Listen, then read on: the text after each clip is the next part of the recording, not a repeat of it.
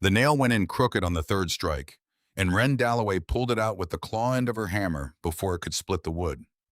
She had been on this roof since first light, replacing 3 rotted planks above the code door, a job nobody had asked her to do, and nobody would notice until the first hard rain of October proved why it mattered.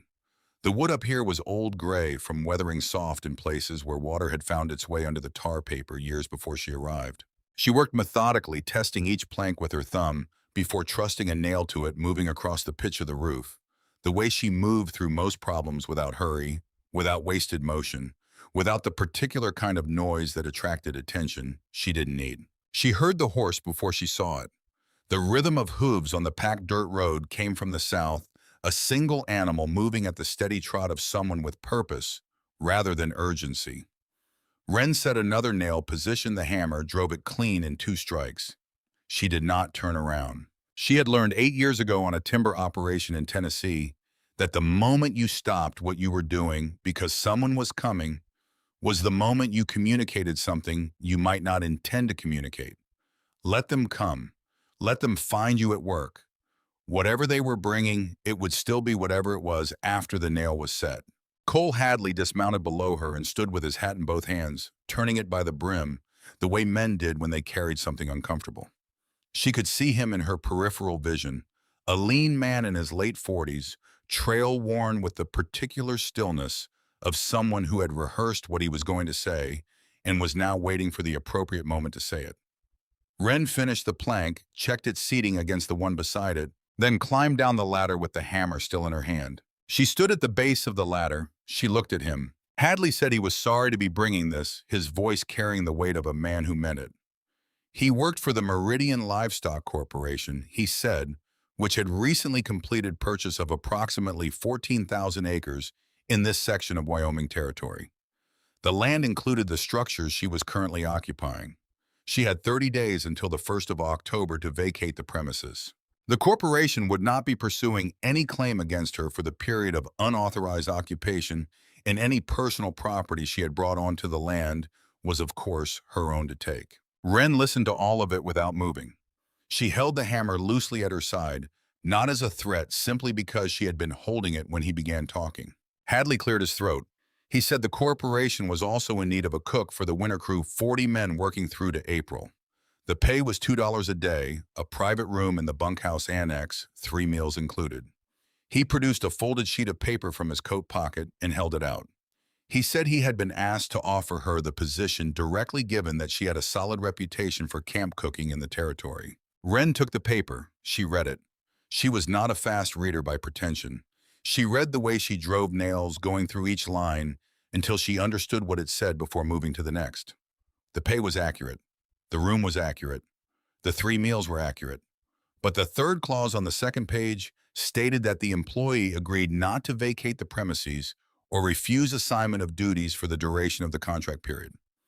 The 5th clause stated that all tools, equipment, and materials brought onto Meridian property by the employee became the property of Meridian Livestock Corporation for the duration of employment.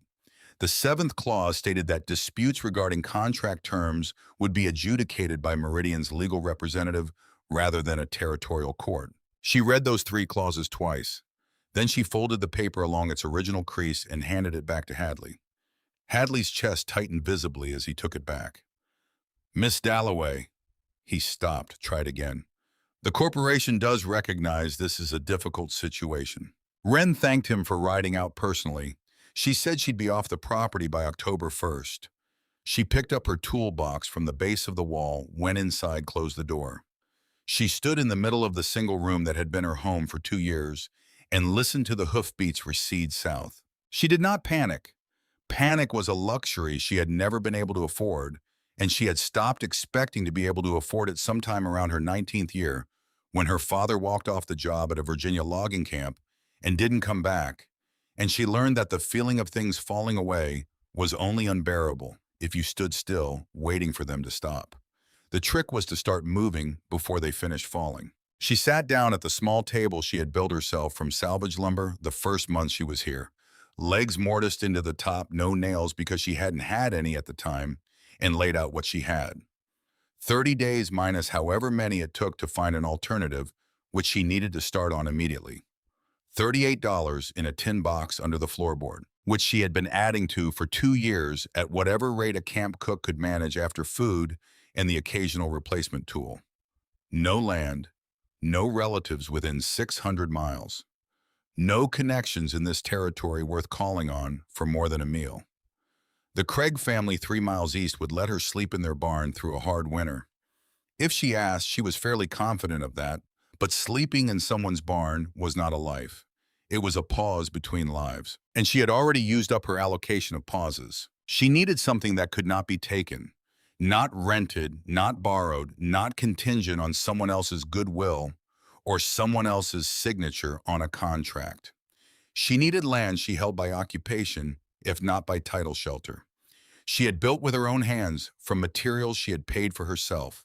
A situation where the worst thing anyone could do was tell her to leave, and she could look at them and say, by what right exactly? She spent the rest of that day and most of the next going through what she knew about the territory north and west of the Meridian Range.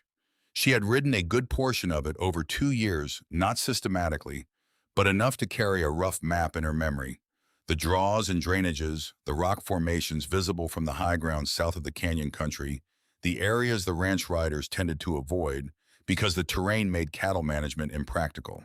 She was looking for something specific, something she had heard her father describe once, in the way he described most useful things briefly without sentiment, as though the information were simply a fact about the physical world that anyone might want to know.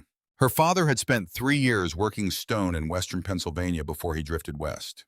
He had talked about limestone and sandstone the way some men talked about horses, with a particular respect for the material's nature, for what it would and wouldn't do for how it behaved under conditions. Sandstone, he said, held heat differently than limestone. It absorbed slower but released slower, like a man who came to anger slowly and stayed angry long after you had forgotten the original cause. The caves that formed in sandstone formed from water and wind rather than acid dissolution, the way limestone caves formed, which meant sandstone cave interiors tended toward smoother walls and more stable ceilings, less prone to the sudden collapse that made limestone cave occupation a gamble. She had filed that information away somewhere between her 12th year and her 14th, when he was still present and still occasionally useful, and it surfaced now with the clarity that practical information tends to have when it finally becomes relevant. She was looking for sandstone canyon country with caves of sufficient size to work with. She knew roughly where that country was. She needed to go look at it. She arranged the loan of Aldous Craig's second horse for 3 days in exchange for half a day's help loading a hay delivery, and she rode north into the canyon country on the morning of September 16th, with 2 days of food, a bedroll, a length of rope, a hand level she had borrowed from the Craig barn, and the hammer she had been carrying when Hadley arrived. The canyon country north of the Meridian Range was not immediately hospitable to this kind of search. The first draw she rode into was too shallow. The rock faces exposed maybe 15 feet of vertical surface before they broke into rubble slope, and the hollows in those faces were barely deep enough to shelter a man from rain, let alone provide the depth she needed for thermal mass to be meaningful. The second canyon was deeper, but oriented northwest, which meant the mouth of any potential cave would face the wrong direction into the worst of the winter weather, rather than into the morning sun that would help moderate temperature swings in the shoulder seasons. She spent most of the first day looking at wrong things. On the morning of the second day, she rode into a drainage. She didn't have a name for a narrow canyon cutting roughly northeast to southwest through a long sandstone ridge, the walls rising to perhaps 80 feet at their highest point, the rock face on the south-facing wall displaying the particular layered quality of old water erosion. She worked along the base of that wall, methodically checking each hollow, each indentation, each place where the rock had undercut to form a potential shelter. She found 6 hollows over the course of 3 hours. 2 were too shallow. One had a ceiling that rang hollow when she tapped it with the hammer in multiple locations, pockets of air behind the stone face that suggested instability. One was wet in a way that wasn't manageable with water sheeting down the back wall from some source above. One was deep enough, but faced the wrong direction, an accident of the canyon's orientation that put its mouth in permanent shadow. The 6th was unpromising from the outside, partially concealed behind a ledge of fallen rock that required some scrambling to get past. She climbed past the debris and stood in the mouth of the sixth hollow and understood immediately that she had found what she was looking for. The opening was approximately 22 feet wide and 11 feet high, and it faced southeast with the precision of something deliberately positioned though it was, of course, only rock behaving according to its nature. The interior extended back 35 feet into the cliff face, the ceiling maintaining a height of at least 8 feet. Throughout, she tested this by standing at full height with her arm raised and her fingers found nothing. The floor was not level, sloping perhaps 2 inches over its length, but the slope was consistent and gradual rather than sudden, which meant it could be corrected with gravel fill rather than serious excavation. The walls were smooth in the way her father had described sandstone caves. The erosion that had formed this place had been patient and had left surfaces that a person could actually use. She went to the back of the cave. In the left rear quadrant where the wall met the ceiling, there was a vertical crack in the rock approximately 8 inches wide at its base, narrowing as it rose. She tilted her head back and looked up through it. The crack went up. It went up far enough that she could see a line of sky at the top, a thin, irregular rectangle of Wyoming September light filtering down through 38 feet of solid sandstone. She had been in enough structures to understand what she was looking at. A natural chimney formed by some ancient fracture in the stone extending from the interior of the cave directly to the surface above the cliff face. If it drew the way it appeared it would draw, if the physics of warm air rising through a confined vertical shaft behaved here the way they behaved everywhere else, she would not need an external stovepipe. She would not need to punch through the wall she was going to build. She would connect the stovepipe to this crack, and the fire would vent directly upward through nearly 40 feet of rock emerging on the cliff top, well away from the cave mouth beyond the reach of wind and ice, and the particular kind of maintenance problem that an exterior pipe on a frontier structure created. She built a test fire. She gathered dry brush from outside, brought it in, positioned it below the crack, lit it with a match. She watched.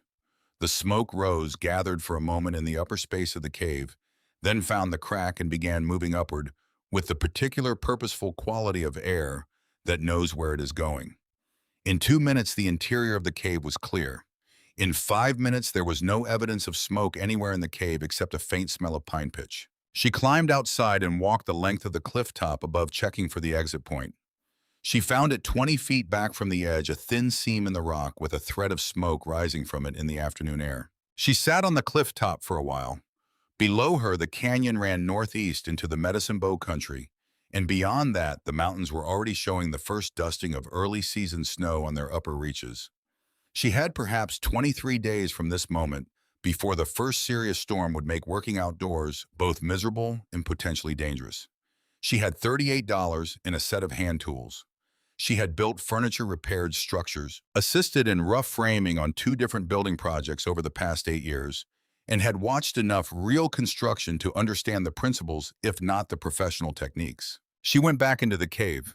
She tapped the ceiling in 12 different locations, listening for the solid ring of soundstone versus the hollow report of compromised material. All 12 points returned the same dense resonance.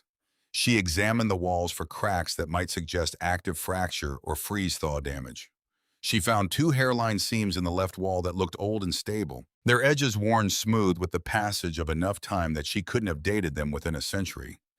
She found nothing that concerned her. She checked the seep at the back of the cave, a thin trickle emerging from the wall junction in the right rear corner, spreading across perhaps 2 feet of floor before disappearing into a joint in the stone.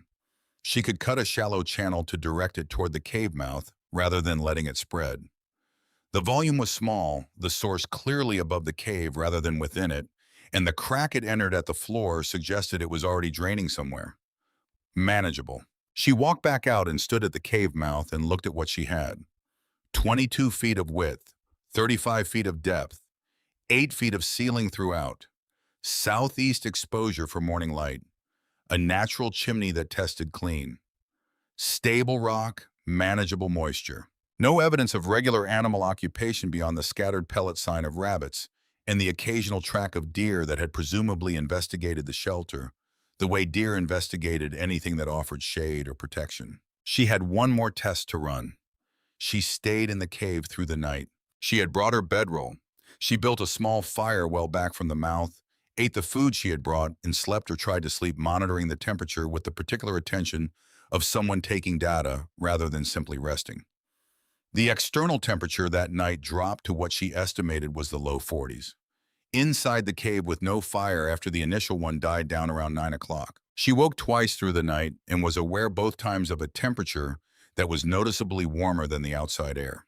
Not dramatically warmer, but the difference was real, the kind of difference that meant the stone mass of the surrounding cliff was doing exactly what her father had described, absorbing heat through the day, releasing it slowly through the night, moderating the swing between the two extremes in a way that no wooden structure without significant insulation could replicate.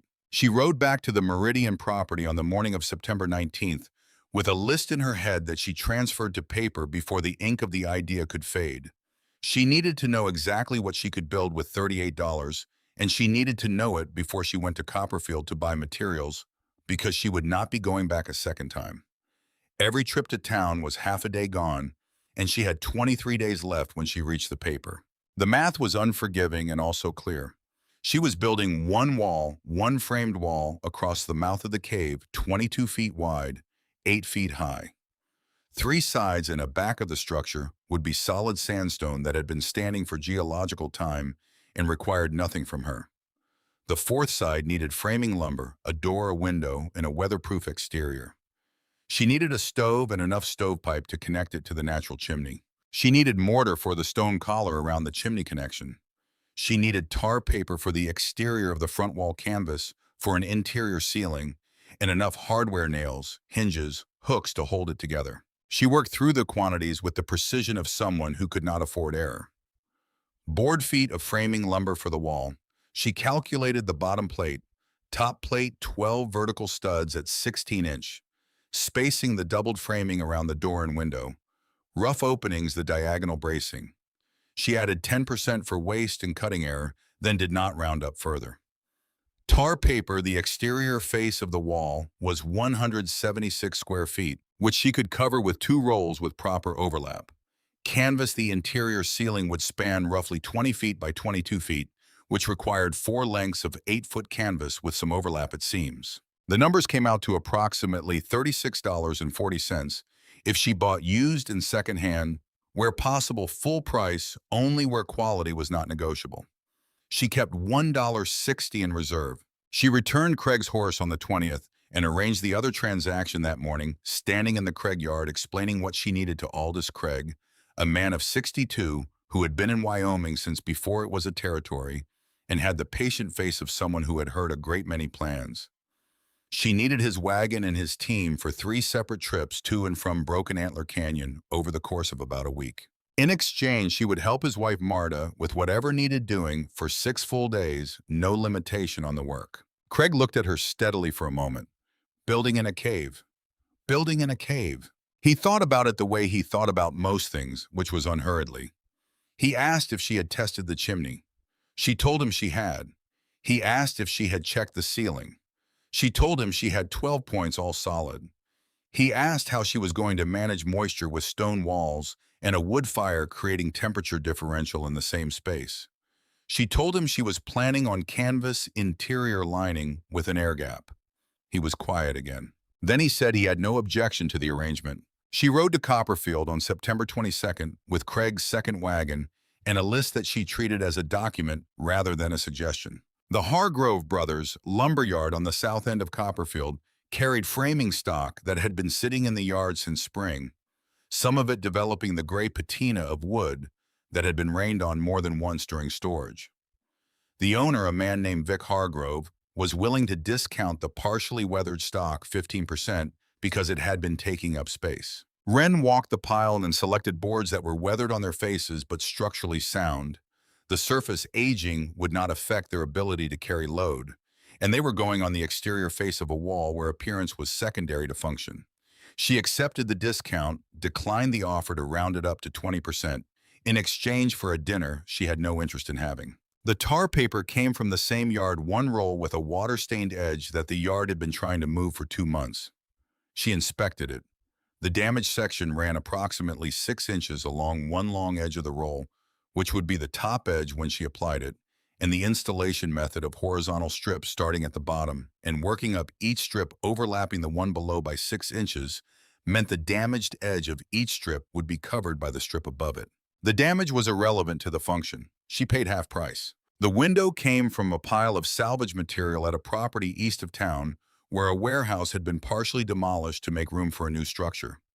The glass was intact, 18 inches by 24 inches, single pane, set in a wooden frame that needed new glazing compound around two edges where the original had dried and cracked.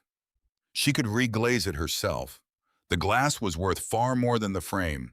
The frame's condition was irrelevant as long as the glass survived transport. The stove cost her the most, as she had calculated. The Copperfield hardware carried 3 used stoves in varying condition, and she examined all 3 with the attention she had given the cave ceiling methodically, without hurry, checking every joint and seam and surface. The smallest of the 3 had a cracked foot on the right rear leg, a clean break, rather than a stress fracture, meaning the metal had not fatigued, but had simply been dropped or struck. The firebox and the flue collar were sound. The door sealed. The draft damper moved freely.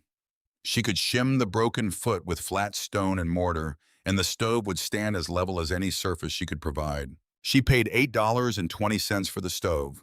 She paid $1.10 for the stovepipe section she needed. She paid $3.50 for mortar in 2 bags, which was heavier than she wanted to transport, but she had no other option. The chimney collar was the most structurally critical piece of the entire project, and she was not going to run short. She paid 4 cents for a pound of roofing nails. She paid $1.80 for the canvas at the dry goods store, 3 lengths folded tight against the wagon. At the hardware, she bought hinges, a door latch, hooks for the canvas ceiling, supports a star drill for boring anchor holes in stone, and 3 bags of the iron ring spikes she would use to hang canvas across the rafters she had cut from salvaged lumber. She bought a box of finishing nails for the door trim. She drove back to the Craig property as the light was going gold in the west and covered the load with a tarpaulin borrowed from the Craig barn. She ate supper with the Craigs without much conversation. Marta had made a bean soup that was better than anything Wren had eaten in 2 weeks, and she said so. Craig told her again that he thought she was doing something foolish. She told him she had considered that possibility. He said he hoped she was right about the chimney. She said she hoped so too. She helped Marta with laundry the next morning beginning before 6. Over 6 days, she washed and wrung and hung and folded, mended 3 shirts and a wool coat, helped reset a fence section on the east boundary of the Craig property, cleaned the root cellar, and cut 2 cords of firewood that Aldous Craig had been meaning to get to since August.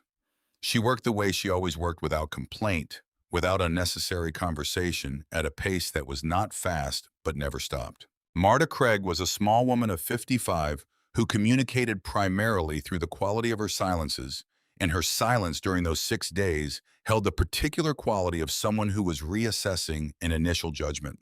On the last morning before Wren climbed up onto the wagon seat for the first load, Marta pressed a paper-wrapped package into her hands. 2 pounds of dried beans, a small tin of salt pork, and a folded cloth that turned out to be a wool scarf she hadn't asked for. Wren looked at it for a moment. She put it in her coat pocket without saying more than was needed. The first trip moved the heavy materials, the stove, the mortar bags, the framing lumber. Craig drove for this trip because the weight required managing the team down a drainage that was not quite a road, and he knew his horses better than she did. He didn't speak during the drive except to say once, when the canyon walls rose around them and the cave came into view, that the location was better than he had expected. He unloaded with her, declined her offer to stay, drove back without looking up at the cliff face in a way that suggested he didn't want to be seen doing so. The second trip moved the lighter materials, tar paper canvas hardware stovepipe window. Wren drove this one herself, having watched Craig manage the team carefully on the first trip. She reached the cave by mid-morning, unloaded alone, drove back. The third trip on September 25th moved the last of it, a final load of dimensional lumber she had found at the Hargrove yard after the first purchase, a partial stack left from a building project that the buyer had never returned for. Hargrove had sold it to her for 60 cents, which she paid from the reserve. She unloaded the third load as the afternoon shadows were moving across the canyon floor.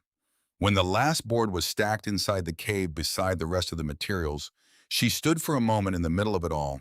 The neat pile of framing lumber, the rolled tar paper, the canvas folded against the wall, the stove with its broken foot sitting on a flat rock until she could properly shim it, the bags of mortar, the window in its crate of hay, she had packed it in for transport. She had 38 cents left. The deadline had passed 4 days ago.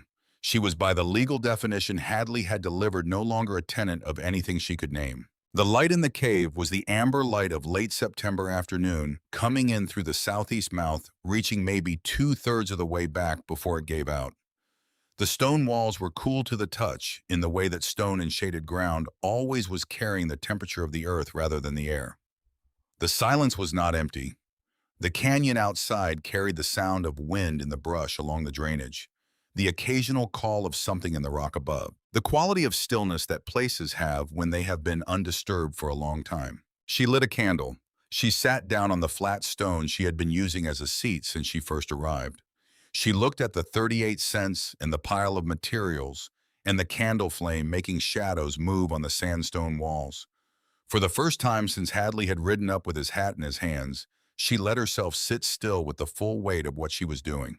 She was going to build a room inside a cave, alone with hand tools before the first hard freeze. If she had miscalculated the chimney, she would have a structure with no way to heat it. If she had miscalculated the mortar quantity, the collar would be unfinished.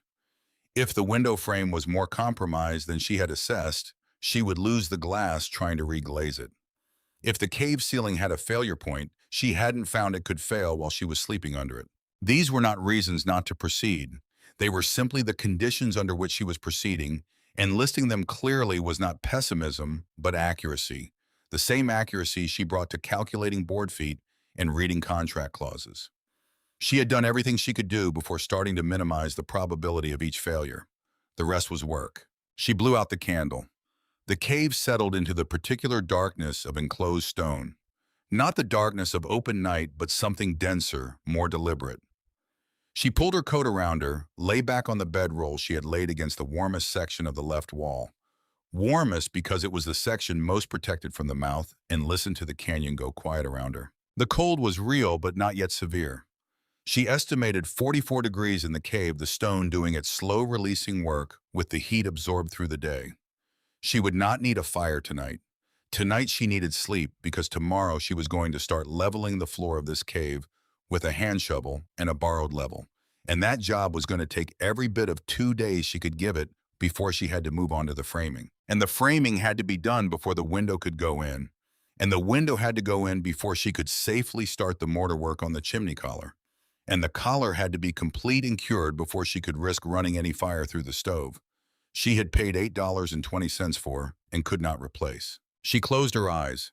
The sound of the canyon was very far away. The stone under her was unyielding in the particular honest way of stone. It didn't pretend to be comfortable. It simply was what it was, and she appreciated that in a way she couldn't quite articulate. There was something clarifying about surfaces that didn't give. In the morning, she would pick up the shovel. Tonight was the last night of the pause between things.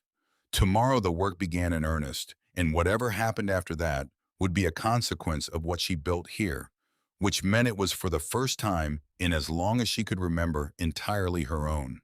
She slept.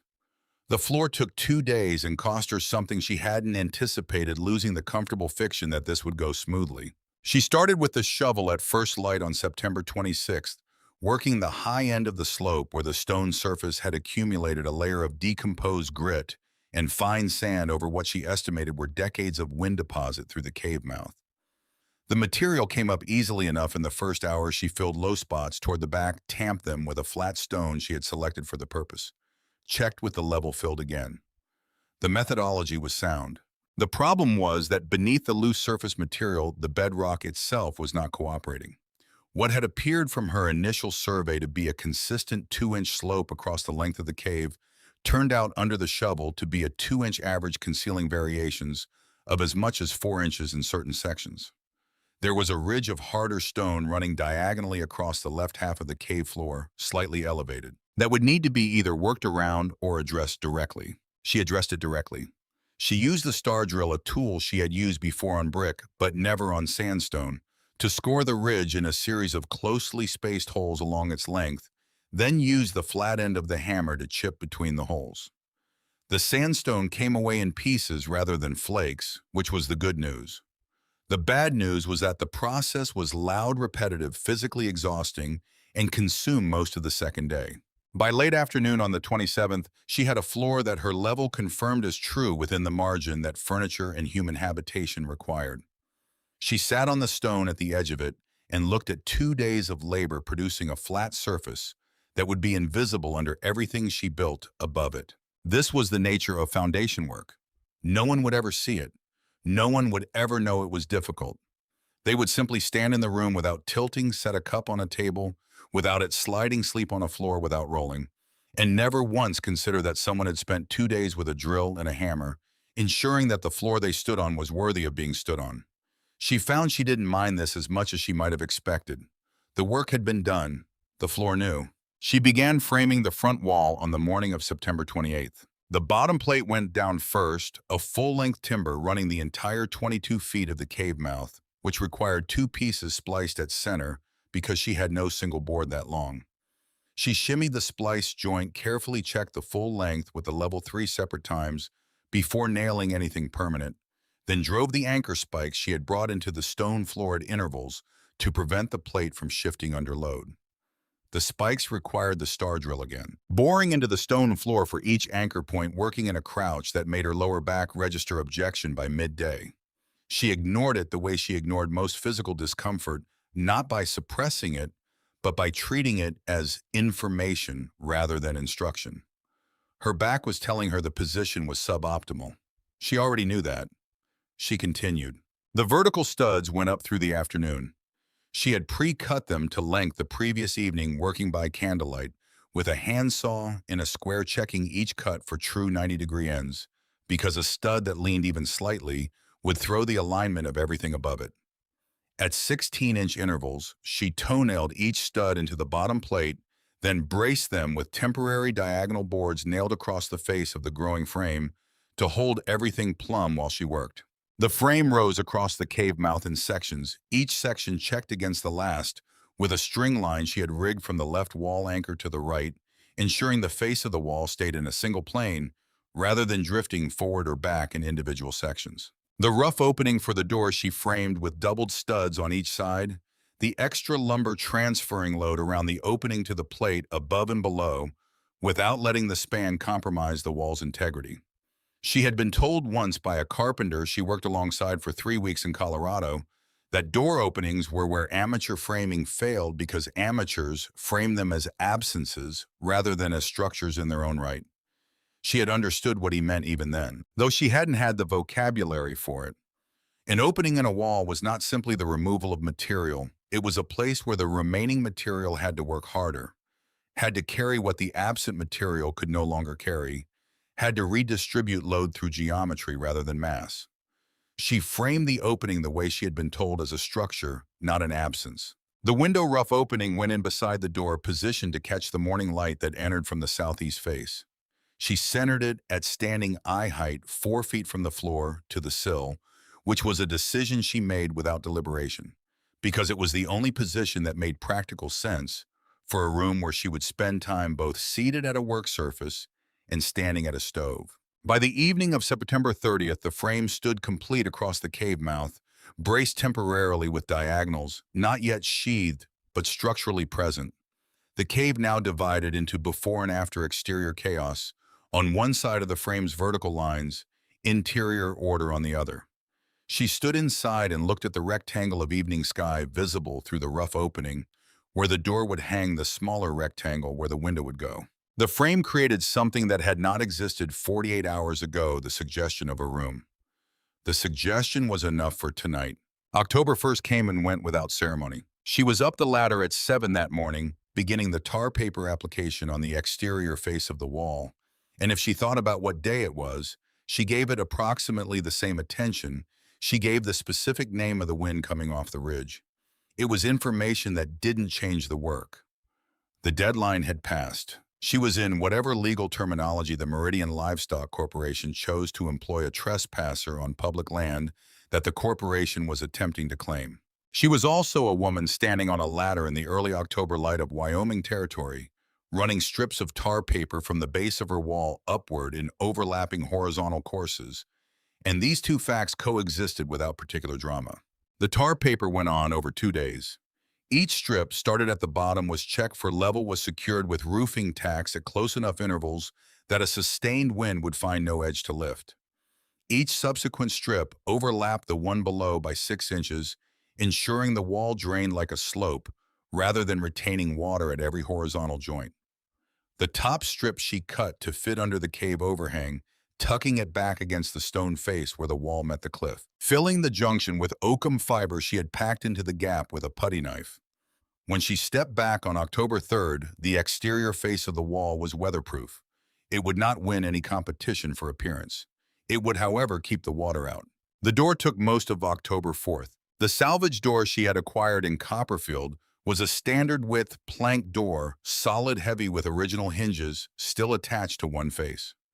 She had removed the hinges before transport, knowing she would need to hang them fresh to the new frame. The hinge mortises in the door style were already cut. She needed to transfer their positions to the door frame, chisel matching mortises in the frame, hang the door, then adjust. The adjusting was where the time went. A door that doesn't hang true will either drag, stick, or refuse to latch, and a door that won't latch on a Wyoming October night is a liability of the kind that kills people. She planed the left style twice, shimmied the top hinge, once planed the bottom of the door a full 1/4 inch before the clearance was right. When she swung the door through its arc for the 5th time, and it moved freely, sealed cleanly at every edge. When she pushed it closed, latched without resistance. She stood in the interior and did not move for a moment that had nothing to do with rest. The window went in on October 5th. She had reglazing compound she had bought in Copperfield, and she worked it into the 2 compromised edges of the window frame, with her thumbnail letting it set overnight before she moved the frame. The installation required her to work the frame into the rough opening from the interior, centering it in both directions, shimming each side, until her level confirmed it sat true horizontally, and her plumb bob confirmed it hung true vertically. She drove the finishing nails at angles through the frame into the rough opening's trimmer studs, not so many that the frame was rigid against seasonal movement, but enough that it would not shift. She filled the gap between frame and rough opening on the interior side, with oakum working it in with a flat stick until no daylight showed around any edge. The glass held. She looked at the light coming through it, the clean, undistorted quality of light through intact old glass, slightly different from new glass, in a way that had more character than deficiency, and thought that $1.40 had been a reasonable price. The chimney collar began October 6th and consumed 4 days she had not fully budgeted for. The problem was not conceptual. She understood what she needed to build a collar of flat sandstone pieces mortared together around the base of the natural chimney crack, creating a stable anchor for the stovepipe that would also seal the junction between metal pipe and stone so that smoke traveled upward through the crack rather than spreading into the upper cave space. The problem was execution in a space where temperature, humidity, mortar chemistry, and her own inexperience with masonry intersected in ways she had to solve in real time rather than in advance. The mortar would not set properly in the cave's ambient temperature, which was running in the low 40s in the early morning. Mortar required warmth to cure, not extreme warmth, but consistently above freezing, and preferably above 50 degrees for the first 24 hours after application. She had 2 bags of mortar and no ability to buy more. She could not afford a batch that failed to cure. She built a small fire in the stove not connected to anything, yet venting poorly, filling the upper cave with thin smoke that made her eyes water, and kept it burning at the base of the wall she was working against. Not for her own warmth, but to hold the ambient temperature in the working area above the threshold mortar required. She monitored the fire the way she monitored everything else, not constantly, but at intervals short enough that she would catch a problem before it became irreversible. Every 2 hours through the night of October 6th, she woke, added wood, checked the temperature by feel against the stone surface she had mortared that afternoon. By morning, the first course had set. She worked in courses, 1 course of flat stone mortared into place allowed to set for 6 hours before the next course went above it.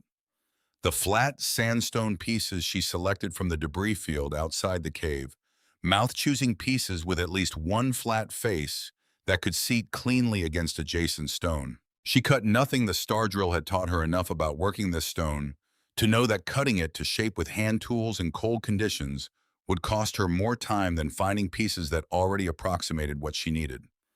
The collar rose around the chimney crack over 3 days, each day's work dependent on the previous day's cure, the small fire running continuously below the upper cave, accumulating a faint haze that made the candlelight look amber. On the fourth day, she fitted the first stovepipe section into the collar's top opening. The fit was close but not perfect. A gap of roughly half an inch ran around the upper circumference of the pipe where it met the stone. She packed this gap with fire-resistant clay she had mixed from a deposit she found in the creek drainage 200 yards from the cave mouth, working it into the joint with her fingers smoothing it flush on both sides, then running the fire again at low heat to drive moisture out of the clay before the temperature dropped overnight. She tested the system on the evening of October 10th. She loaded the stove, lit the fire, opened the damper, fully stood back. The stove drew. The smoke went up the pipe through the collar into the natural chimney crack. She went outside and climbed the canyon wall to the cliff top and stood in the cooling October air and watched a thin thread of smoke emerge from the seam in the rock, 20 feet back from the edge, rising clean into the darkening sky. The draft was stronger than any external stovepipe she had worked around the nearly 40 feet of enclosed vertical shaft, creating a pressure differential that pulled air through the firebox with steady, reliable force, indifferent to the wind direction that was pushing the scrub pine near the cliff edge around in irregular gusts. She came back down the canyon wall in the near dark, moving carefully over the talus, and went inside. The cave interior was already noticeably warmer than it had been an hour ago. The sandstone walls were beginning their slow absorption of heat, pulling it inward, storing it in a mass of rock that dwarfed anything she could have built from wood or brick with her $36. She put her palm against the left wall. The stone was no longer cold. It was approaching neutral, the temperature of a surface that has begun to receive something that has not yet decided whether to keep it. She ate beans cooked on the stove. She had paid $8.20 for sitting on the flat stone she had been using as a chair since September and felt the room change around her as she ate. The temperature climbed 2 degrees, then another. The stone, absorbed, held, began to give back. It was slow. It was also, she understood now with certainty, she had not quite had before, despite all her calculation, absolutely real. She was still building, but she was no longer uncertain about whether building here had been the right decision. The canvas ceiling went up on October 13th and 14th, which was harder than she had expected for reasons that had nothing to do with the canvas itself. The work required her to be on a ladder for extended periods with her arms above her head, driving the iron ring spikes into the stone ceiling at intervals she had pre-drawn in chalk threading rope through the grommets. She had punched along the canvas edges, tensioning each section before moving to the next. The physical demand was straightforward. The difficulty was that working overhead on a ladder in an enclosed space with a stove running below created a heat gradient that left her feet cold on the ladder rungs while her face ran with sweat. She adapted by taking the ladder work in 30-minute intervals, coming down between sessions to let her circulation redistribute eating during the breaks, because her body was spending energy faster than she had planned. The finished ceiling hung 14 inches below the stone roof of the cave, running from the front wall's top plate back to the ring hooks in the stone at the rear. A gentle sag at center that she had intentionally built in to allow condensation to run to the edges rather than dripping from center span. The air gap above the canvas was where warm, moist air would meet the cold stone ceiling and release its moisture, and that moisture would evaporate in the airspace or run to the edges without touching the living area below. She had learned this principle not from a book, but from watching what happened to the underside of wagon covers in wet weather versus dry, noticing over years that the covers with some air between them and their load stayed drier on the interior than covers that lay directly against what they covered. The principle was the same. Scale changed, physics didn't. She was testing the interior lining solution on the sidewalls. The canvas hung with a 2-inch gap from the stone secured at top with the ring hooks weighted at bottom with a horizontal batten she had nailed to the canvas when August Ferris appeared at the cave mouth on October 10th. She heard him before she saw him, which was itself information. A man who had spent 12 years running trap lines in canyon country and had survived that duration did not typically make noise approaching a location unless he intended to be heard. He intended to be heard. She took that as a reasonable overture. He was lean in the manner of men whose work kept them in motion, regardless of season, somewhere in his mid-50s with a beard that had been trimmed recently enough to suggest occasional attention to it. He carried his trapping gear on a frame pack rather than a horse, which meant he was working on foot through this section. The canyon floor was too narrow and rocky for horse movement at the pace a working trapper needed. He stood at the cave mouth and looked at the frame wall with its tar paper exterior and its door hanging plumb in its frame, then looked at the stovepipe emerging from the collar inside, then looked at Wren on her ladder with a length of canvas over one shoulder. His first question was not about her or why she was there, or what her claim to the location might be. His first question was practical. How did you handle the chimney? She climbed down the ladder. She explained the natural crack the collar she had built, the clay sealed, the test she had run on the 10th. He listened with the attention of someone who was actually interested, rather than someone waiting to respond, asking two specific follow-up questions about the collar construction, whether she had keyed the stones into each other at the corners or simply stacked them, and what she had used to fill the gap between the pipe and the collar's top edge. She answered both. He nodded in the way that meant the answers had confirmed something he had already partially formed. He told her he had been running this canyon section for 12 years and had used the cave occasionally himself for emergency shelter in bad weather. Never for more than a night, never with a fire, because he had had no way to manage the smoke. He said he had wondered for years about the chimney crack, whether it went all the way through. She told him it went all the way through. He said, "Of course it does." He left that afternoon to finish his line circuit. He came back 4 days later with 2 dressed rabbits hung from his pack frame, which he set against the outside of the cave wall without comment, before coming in to look at the progress she had made on the ceiling. She made the rabbits into a stew that lasted 3 days and gave the cave an occupied smell, the smell of cooking, of habitation, of a space being used rather than simply sheltered, in that she noticed with a satisfaction she hadn't anticipated. The interior canvas lining of the side walls went up through the second week of October, working section by section from front to back. The moisture problem she had observed in the first week of running the stove, condensation forming on the stone surfaces where warm interior air met the cold rock, was measurably reduced by the canvas barrier. The air gap between canvas and stone stayed cooler than the room interior, which meant condensation happened there rather than on the surface she was living against, and the airflow behind the canvas, which she encouraged by leaving small openings at top and bottom of each panel, carried the moisture out rather than letting it accumulate. The floor system she revised on October 16th after watching what happened to the bottom edge of the canvas wall panels when they rested directly on the stone floor. Moisture wicked upward from the stone into the canvas over the course of 3 days, darkening the lower 6 inches of each panel in a way that would eventually lead to rot and failure. She needed to get wood off the stone, all wood, including the pallet boards she had been using as her sleeping surface, and she needed to ensure air could move between wood and rock. She spent half a day setting flat stones at regular intervals across the floor as supports, then relaying the pallet boards across those supports with their edges not quite touching, leaving channels for air to move through. She elevated the bottom edge of each canvas panel off the floor by an inch, which she achieved by driving a small tack through the panel's lower batten into the stone at that height, creating a gap she could have covered with her thumb, but which was sufficient for air movement. These revisions were not failures. They were the process. Every structure she had seen built in every condition required revision between initial construction and functional occupation. The builder's original conception was always an approximation, an intention in the material, in the conditions, and the actual behavior of the physical world would always respond with information that required adjustment. The difference between a good builder and an unsuccessful one was not the absence of problems, but the quality of attention brought to solving them. She was attending carefully to every problem the cave and the climate presented. The temperature behavior of the structure became clear to her in the 3rd week of October, as the external temperatures began dropping toward freezing at night. She had not been burning the stove continuously, fuel economy mattered, and she was genuinely curious about how the stone mass behaved without supplemental heating. What she observed was this: the cave interior lagged behind external temperature changes by a significant margin, falling more slowly when external temperatures dropped, rising more slowly when they rose.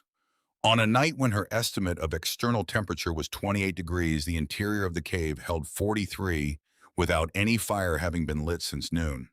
The stone was providing what no wooden structure of comparable size could provide, not insulation exactly, which implied a barrier to heat movement, but thermal mass, which was something different. The capacity to absorb heat, store it, release it gradually, damping the extremes that made surface structures in Wyoming either too cold at night or too hot when the stove was running. She began experimenting with fire timing. The conventional approach: burn a large fire to heat the space quickly, let it die, burn again. When the space cools proved less efficient in the cave than the approach she developed through trial. Small, continuous fires maintained over 6 to 8 hours during the coldest part of each 24-hour cycle, during which the stone steadily absorbed heat, after which the stove could be allowed to go out entirely, and the stone would release its accumulated warmth through the following 12 to 15 hours. The stone remembered heat in a way that wood walls could not. You paid into it over time, and it paid back with interest. August Ferris returned on October 18th with meat from a successful hunt and what appeared to be genuine curiosity about whether the approach she was taking to fire management was producing the results she had intended. She told him what she had observed. He sat in the camp chair she had built from salvaged lumber, mortise joints, no nails, assembled 3 evenings ago when the framing and sheathing work was complete, and she had found herself with an hour before dark in a pile of short offcuts and listened to her explanation of the thermal lag principle, the way he had listened to her chimney explanation with real attention. His observation, delivered after a pause long enough to indicate he had actually processed what she said, rather than simply waited for her to finish, was that this was the same principle a good hunting camp worked on. You didn't build a fire to be warm. Now you built a fire to be warm later, because the now fire was already too late for now. She looked at him for a moment. She said that was exactly right, just applied to stone instead of coals. He said stone was a slow fire. She thought about that for longer than the conversation required. He began appearing with greater frequency through the last week of October. Not daily, his trap line required circuits of several days, and he didn't alter his work schedule for conversation, but when his route brought him through the broken antler drainage, he came to the cave rather than camping in the open. He set up his sleeping roll outside on the first 2 visits, inside on the third, without discussion of the transition. Wren noted the progression without comment. There was a practical logic to it, that she understood the same logic that governed most decisions in frontier conditions. Resources, including warmth, were more efficiently shared than individually maintained. The night of October 20th arrived without warning, in the sense that the sky had been doing nothing unusual when she went to sleep at 9 o'clock. She woke at 2 in the morning to a sound she recognized from previous Wyoming winters, even though she hadn't been in this particular canyon for one. The sound of wind that had changed its fundamental nature, no longer moving through a landscape, but pressing against it. The low, continuous roar of air moving fast enough to carry snow horizontally rather than dropping it. She was up immediately. The temperature inside the cave had dropped to 38 degrees, which told her the storm had been building while she slept, the cold air driving into the cave mouth past the door. She dressed in everything she had, 2 shirts, her coat, wool socks, and took the candle to the front wall. The door was holding. The window was holding. The tar paper exterior was holding, in the sense that she could hear it but not feel it from the interior, which meant it was doing what she had installed it to do. The gap she found was at the upper left corner of the front wall, where the top plate met the cave ceiling at an angle that had always been slightly irregular. The stone was not perfectly flat at that point, creating a triangular void between the lumber and the rock above it that she had sealed with oakum, but apparently not fully. The oakum had worked loose in the sustained pressure of the wind, and through a gap she could have covered with her thumb. Cold air was moving in a thin, continuous stream that her candle flame confirmed by bending hard toward the interior. She packed the gap with strips torn from her second flannel shirt, which she had been keeping as a spare. The packing stopped the draft well enough to matter. She noted that the corner would need permanent mortar work when she had better conditions for it. She also noted that a thumb-width gap in a well-built structure could change the interior temperature of that structure by several degrees in sustained wind, which meant the converse was also true. A well-sealed structure retained heat in a way that the arithmetic of insulation values didn't fully capture. She got the stove going at 2:30 in the morning, not because the temperature was dangerous, but because the stone needed to be warm before the cold deepened further, and waiting until it deepened further meant paying a much larger heating debt than beginning now. Small fire dampers set to encourage draw without burning too fast. She sat in the camp chair with her coat on and waited. August Ferris was outside. She became aware of this fact at approximately 3 in the morning when a sound that was neither wind nor settling structure reached her through the wall. The specific sound of a human being adjusting position against a hard surface. She opened the door against the wind's resistance and found him sitting on the talus slope to the right of the cave mouth with a canvas tarpaulin stretched from an iron stake in the rock above to a second stake at the ground. The tarp angled to deflect wind away from the cave mouth rather than letting it ram directly into the door. He had been there long enough that his coat was dusted with fine snow. He was wearing his hat pulled down, his hands in his pockets, his back against the canyon wall, with the tarp creating a partial wind shadow around him. She looked at him for a moment in the wind and the blowing snow. He said, "Wind comes in where the canyon turns. Your door takes it straight on from that angle." She said, "You could have knocked."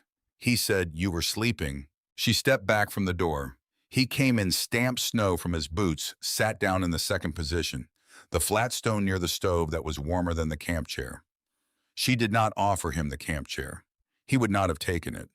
She gave him coffee from the pot she had kept warm on the stove since 2:30, which he accepted without the performance of gratitude that would have made the exchange about something other than what it was, which was simply two people sharing warmth they had both contributed to creating. The storm ran through until mid-morning. The interior temperature dropped to 34 degrees at its lowest point around 5 in the morning, then held there while the stone and the small stove negotiated the difference between what the storm was taking and what the mass was providing. By 7 o'clock, with the stove burning steadily and the storm beginning to moderate, the temperature was climbing back toward 40. By 10, when the wind dropped enough to open the door without it becoming a liability, the interior stood at 47 degrees. August stood in the cave mouth, looking out at the snow-covered canyon floor. He had been in Wyoming for 22 years, he said, and he had stood in more than a few structures through storms of that kind.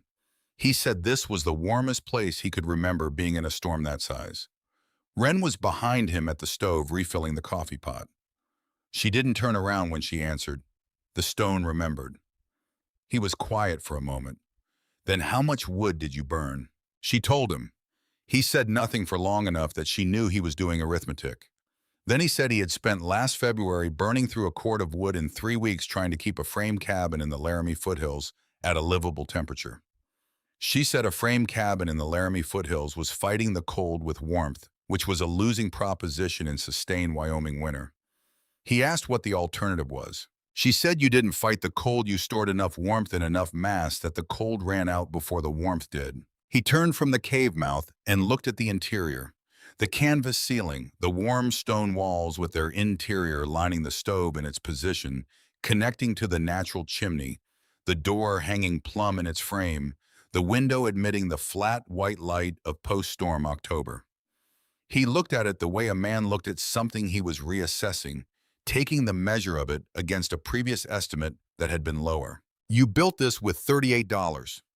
He said, the statement falling somewhere between question and conclusion, the way certain observations did when the speaker was still deciding what category the thing belonged in. Wren set the coffee pot back on the stove. $36.40, she told him. She had kept the remaining $1.60 in the tin box under the floor pallet because spending it would have felt like burning the last of a reserve she might need for something she couldn't predict. He asked what she would do with it now. She said she hadn't decided. He nodded as though this were the correct answer, which in her experience it usually was. The storm had changed something between them that she didn't try to name at the time. He had been outside in it, without being asked, doing something useful, without requiring acknowledgement for doing it. She had let him come in without making a transaction of the invitation. These were small things. In frontier conditions, small things were how most significant arrangements began, which both of them understood without discussing it. He stayed 2 days after the storm, finishing his line circuit through the upper end of the canyon before heading south toward Copperfield for supplies. On the morning he left, he stood at the cave mouth with his pack frame settled on his shoulders and told her the Meridian riders were doing wider sweeps than usual through the public land sections north of their range. He said this as a fact, not as a warning, the way he reported everything. Weather game sign. Trail conditions as information offered without editorial. She thanked him. He went. She spent the day after he left working on the permanent mortar repair at the upper left corner of the front wall, the gap that had admitted cold air during the storm. She mixed a small batch of mortar, carefully working it into the void between top plate and stone ceiling in layers thin enough to bond without cracking as they cured. She held each layer in place with a strip of wet burlap for the first hour of set, a technique she had read about in a farm almanac 3 years ago and never needed until now. The repair took 6 hours and consumed a quantity of mortar she had not originally budgeted for, which meant she now had approximately half a bag remaining, enough for minor repairs, but not for any significant new work. She added this to the mental inventory of constraints she lived within, the same inventory that included the $1.60 in the tin box and the approximately 2 months of dried provisions she had stored on the shelves she had cut from the sandstone recesses in the cave walls. Those shelves had been the most pleasant hour of construction she had experienced. The natural recesses in the sandstone formed by differential erosion, harder layers projecting slightly from softer ones, were at 3 different heights along the left wall, and she had cut horizontal surfaces into them with the star drill and chisel, producing shelves that were not added to the cave, but were the cave itself, as integral to the structure as the floor. She had stored her food supplies there, the tools she used infrequently, the folded spare canvas, the tin box. The recesses also held 2 candle stubs in chipped tin holders. She had bent from scrap, creating pools of reading light at the elevation. She needed them without requiring a separate piece of furniture. The riders came on October 29th. She heard them from inside, 2 horses moving with the deliberate pace of men covering ground rather than traveling quickly, coming down the canyon from the north along the trail that ran close to the base of the east wall. She was at the stove when they passed the cave mouth and slowed. She opened the door before they dismounted. 2 Meridian men, identifiable by the brand on their horses and the matching quality of their gear. The corporation outfitted its riders well, which was one of the things it could do that individual operations could not. Both men were in their 30s, competent looking, the kind of competent that came from years of working for an organization that had systems and enforced them. The senior of the two, a man with a reddish beard, introduced himself as Callum Voss, range foreman. He said they were conducting a survey of the public land sections adjacent to Meridian's purchased acreage. Wren said she understood. She stepped back from the door. Voss looked at the interior the way experienced men looked at things they were assessing. Not ostentatiously, not with any visible reaction, but thoroughly. His eyes went to the framed wall, to the chimney connection, to the canvas ceiling, to the stove, to the shelves. He asked how long she had been in the cave. She told him since late September. He asked if she had filed any land claim. She told him she had not had the filing fee. He looked at the interior again, and something shifted in the set of his jaw that she couldn't entirely read. It was not hostility exactly, or not only hostility. The second rider had stayed at the horses. Voss moved toward the chimney connection and looked at the collar work she had done with the expression of a man who knew masonry well enough to recognize competent work in it. He asked who had built this. She told him she had. He was quiet for a moment. Then he told her in the tone of a man delivering a formal message he had been asked to deliver, that the Meridian Livestock Corporation had submitted a filing with the Territorial Land Office claiming an interest in this section of public land on the grounds that it was necessary buffer range for their eastern operations. He said the filing was under review and would likely take 60 days. He said the corporation would appreciate her understanding that this created an uncertain situation regarding her occupation. She told him she understood the situation clearly. She said she would be grateful if he conveyed to whoever had sent him that she had been in occupation since late September, had made substantial improvements to the site, intended to file a homestead claim when she had the fee, and considered her position on this land to be established by the fact of occupation and improvement under the terms the Territorial Land Act recognized.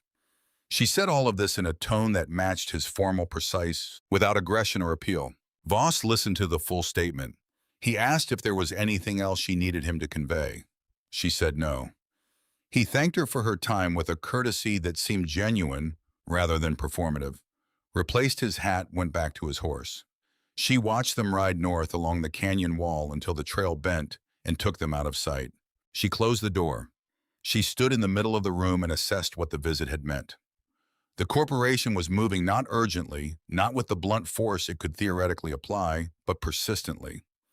A filing with the Territorial Land Office was a legal action, which meant the situation was no longer simply about physical occupation, but about the parallel territory of documentation records, competing claims.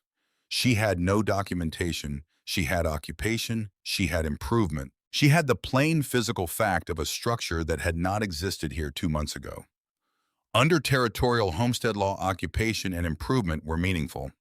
Whether they were meaningful enough depended on factors she had no way to fully assess from inside this canyon. She wrote everything down that evening. In the notebook she used for calculations, board feet, mortar quantities, temperature, observations.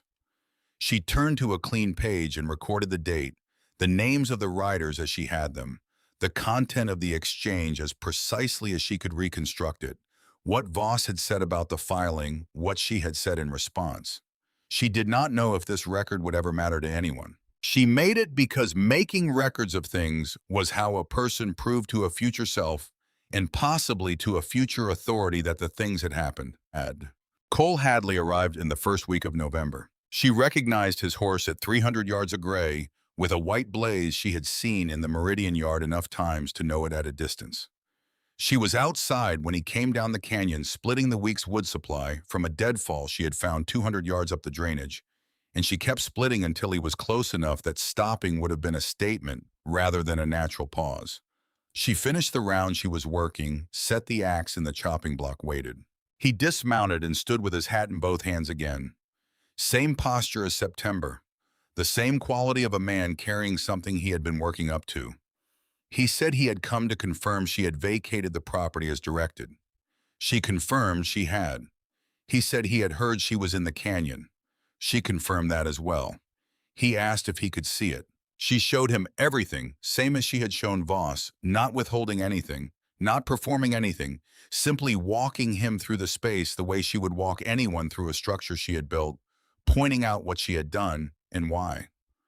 The framed wall, the chimney connection, the thermal management, the interior lining, the temperature differential between outside and in, which was currently 22 degrees in her favor without a fire running. Hadley stood at the center of the cave interior for a long moment. He was a man who had spent 20 years working in structures built to the minimum standard necessary to be called structures. The Meridian bunkhouses, the tool sheds, the foreman's quarters with their single layer of board and batten siding that let the winter in at every seam. He put his hand flat against the sandstone wall the way people did when they first understood that the stone was warm rather than cold. His expression did not change in any dramatic way. It changed in the quiet way of a man recalculating. He said the corporation had filed a land interest claim on this section. She told him she was aware Voss had informed her. Hadley looked at her without quite looking at her, the sidelong regard of a man measuring something he hadn't fully decided about. He said he thought she ought to know that the filing was not straightforward, that there were questions about whether a livestock corporation could claim buffer range under the same statutes as an individual homesteader, that the Territorial Land Office had received the filing, but had not indicated when or how it would respond. She thanked him for telling her. He said, "I'm telling you because you deserve to know what's coming at you, not because the corporation asked me to." He put his hat back on. He said he had seen a great many frontier situations in his time, and the ones that resolved well were generally the ones where the person on the smaller end of the dispute had established their position as clearly as possible before the dispute was formally adjudicated. He said nothing else on the subject. He stayed for coffee.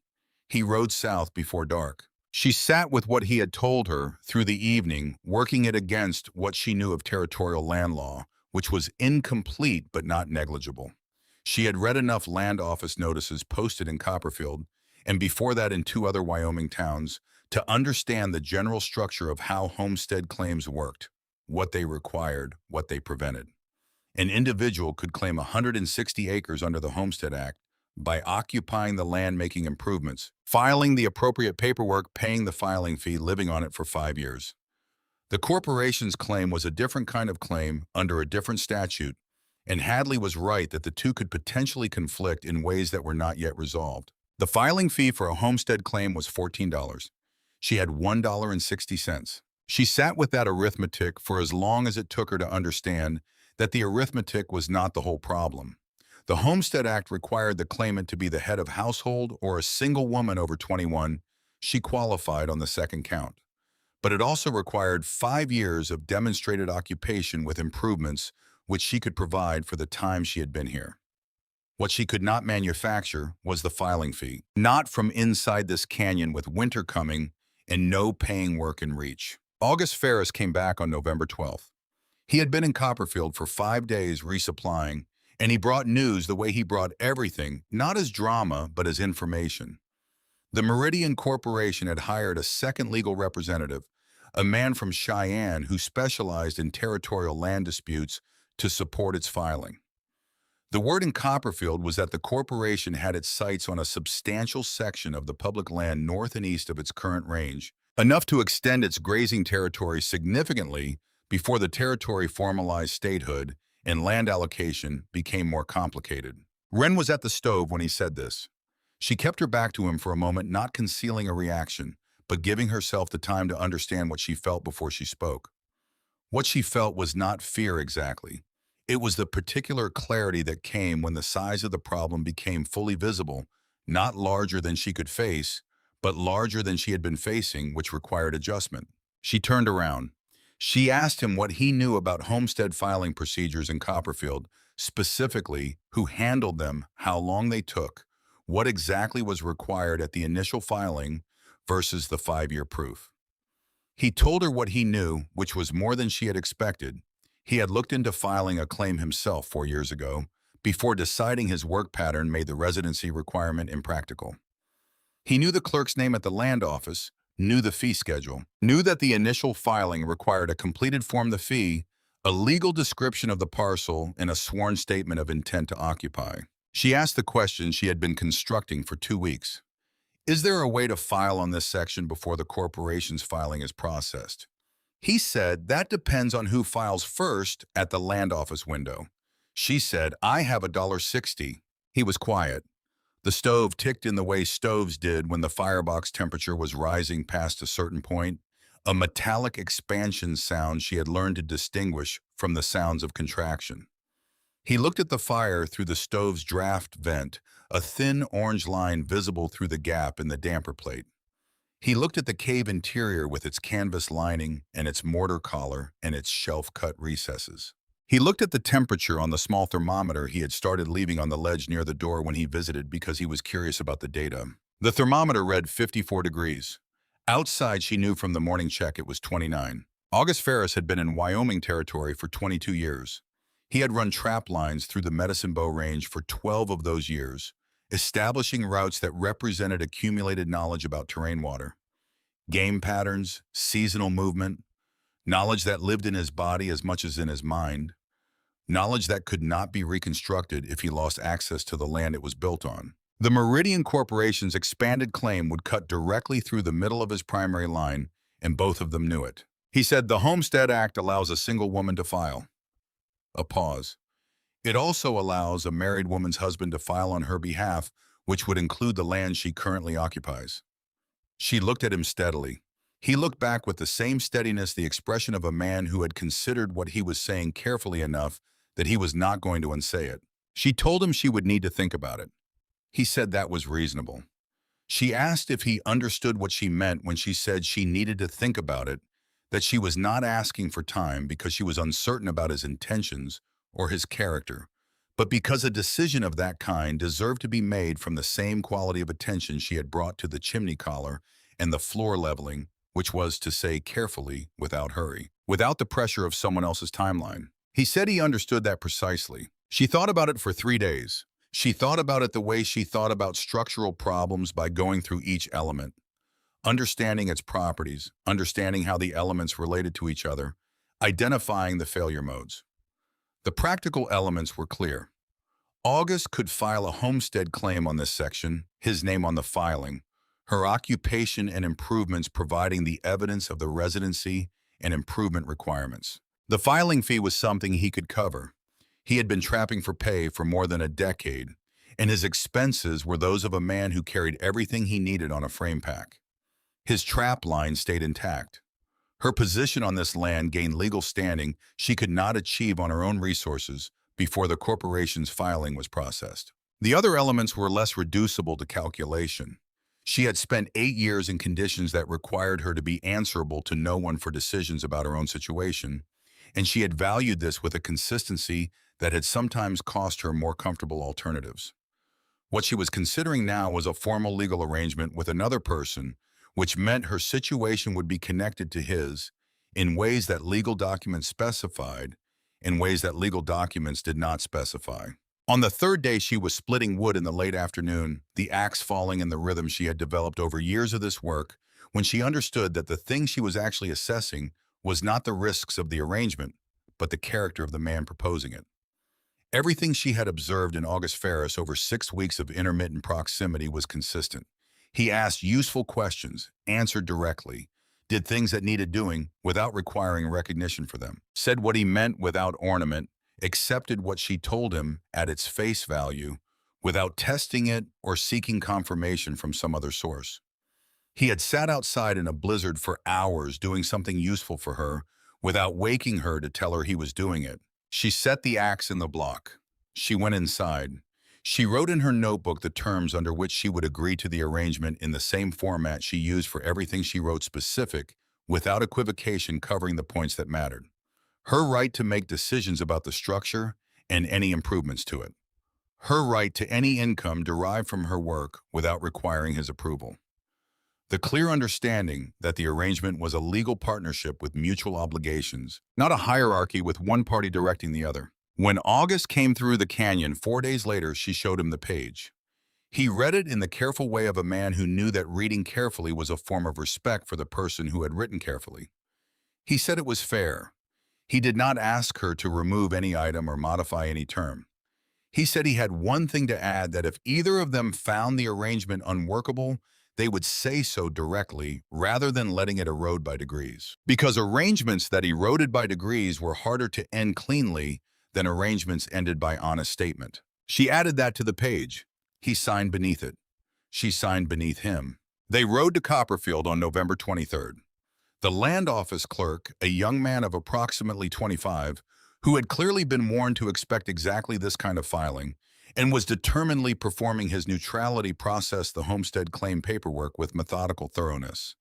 He measured every word of the legal description she provided of the parcel. He verified the form completion twice. He accepted August's filing fee, counted back the change, stamped the form, logged it in the register, gave them the copy. The Meridian Corporation's land interest filing was in the same register 2 pages back. The clerk confirmed when Wren asked directly that a homestead claim filed by an individual under the Homestead Act took precedence over a corporate buffer range claim filed under commercial land statutes in cases where the individual filing was complete and the individual could demonstrate occupation and improvement of the parcel. He said this in the tone of someone reading from a document rather than offering an opinion, which was the correct way to say it. She folded the copy of the claim form and put it inside her coat against her chest, where the temperature of her body would keep it from the cold that might damage the ink during the ride back. Outside the land office, the November air was brittle. The kind of cold that arrived in Wyoming without the warning that early season cold provided, the cold that simply was fully formed, as though it had always been this temperature, and the months before had been the anomaly. August was standing at the horses. She came down the 3 steps of the land office porch and stood beside him. He didn't ask how it had gone. He had been there. She looked north up at the main street of Copperfield, past the hardware where she had bought her hinges, and her star drill past the dry goods, where she had bought her canvas, to the edge of town, where the road became a trail and the trail became the canyon country.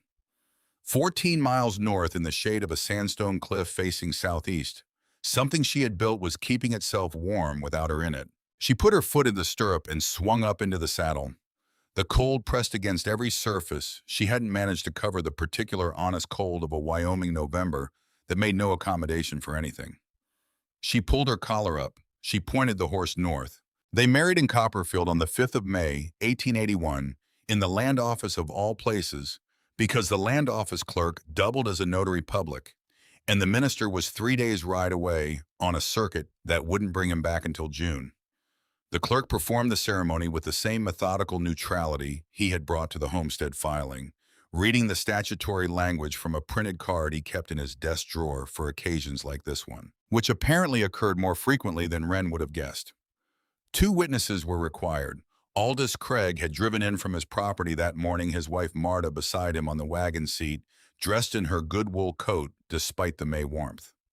Marta had brought a jar of preserved plums, which she pressed into Wren's hands after the clerk finished reading, and before anyone said anything, preempting whatever the moment might otherwise have become with the practical assertion that preserved plums were what the occasion required. Wren held the jar and looked at August, who was standing beside her in his good shirt, the one without the mended elbow with his hat held at his side, and an expression she recognized as the one he wore when he had said everything he intended to say and was content to let the situation proceed without further comment from him.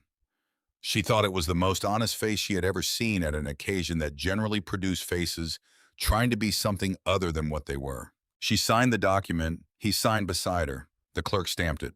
Outside on the Copperfield street, with the Maylight coming down at the angle that made Wyoming look briefly gentle, Craig shook August's hand with the grip of a man approving of a transaction he had been watching develop for some time. He told Wren she had done well for herself, by which he meant the cave cabin, rather than the marriage, or possibly both simultaneously, in the way that practical men sometimes bundled assessments. Marta said nothing, but the quality of her silence had shifted to the warmer register she reserved for occasions she considered correctly handled. The legal consequence of the marriage was that August's homestead filing, already recorded in the Copperfield Land Office Register since November, now had the additional weight of a resident spouse, with documented occupation and improvements dating to September of the previous year. The Meridian Corporation's land interest claim had been under territorial review since October. The review was still ongoing in May, moving with the deliberate pace of territorial bureaucracy, which operated on timelines set by document volume rather than urgency. Their filing sat 2 pages ahead of the corporations in the register. That sequencing the clerk had told them in November was not without meaning. They rode back to Broken Antler Canyon that afternoon. The canyon in May was a different place than the canyon she had ridden into in September. Green coming up along the drainage bottom, the cliff face catching the afternoon light at angles that made the sandstone glow amber rather than gray, the air carrying the smell of water moving somewhere above after the snowmelt. The cave mouth was in shadow when they arrived, the southeast exposure, meaning the morning light had already moved past it.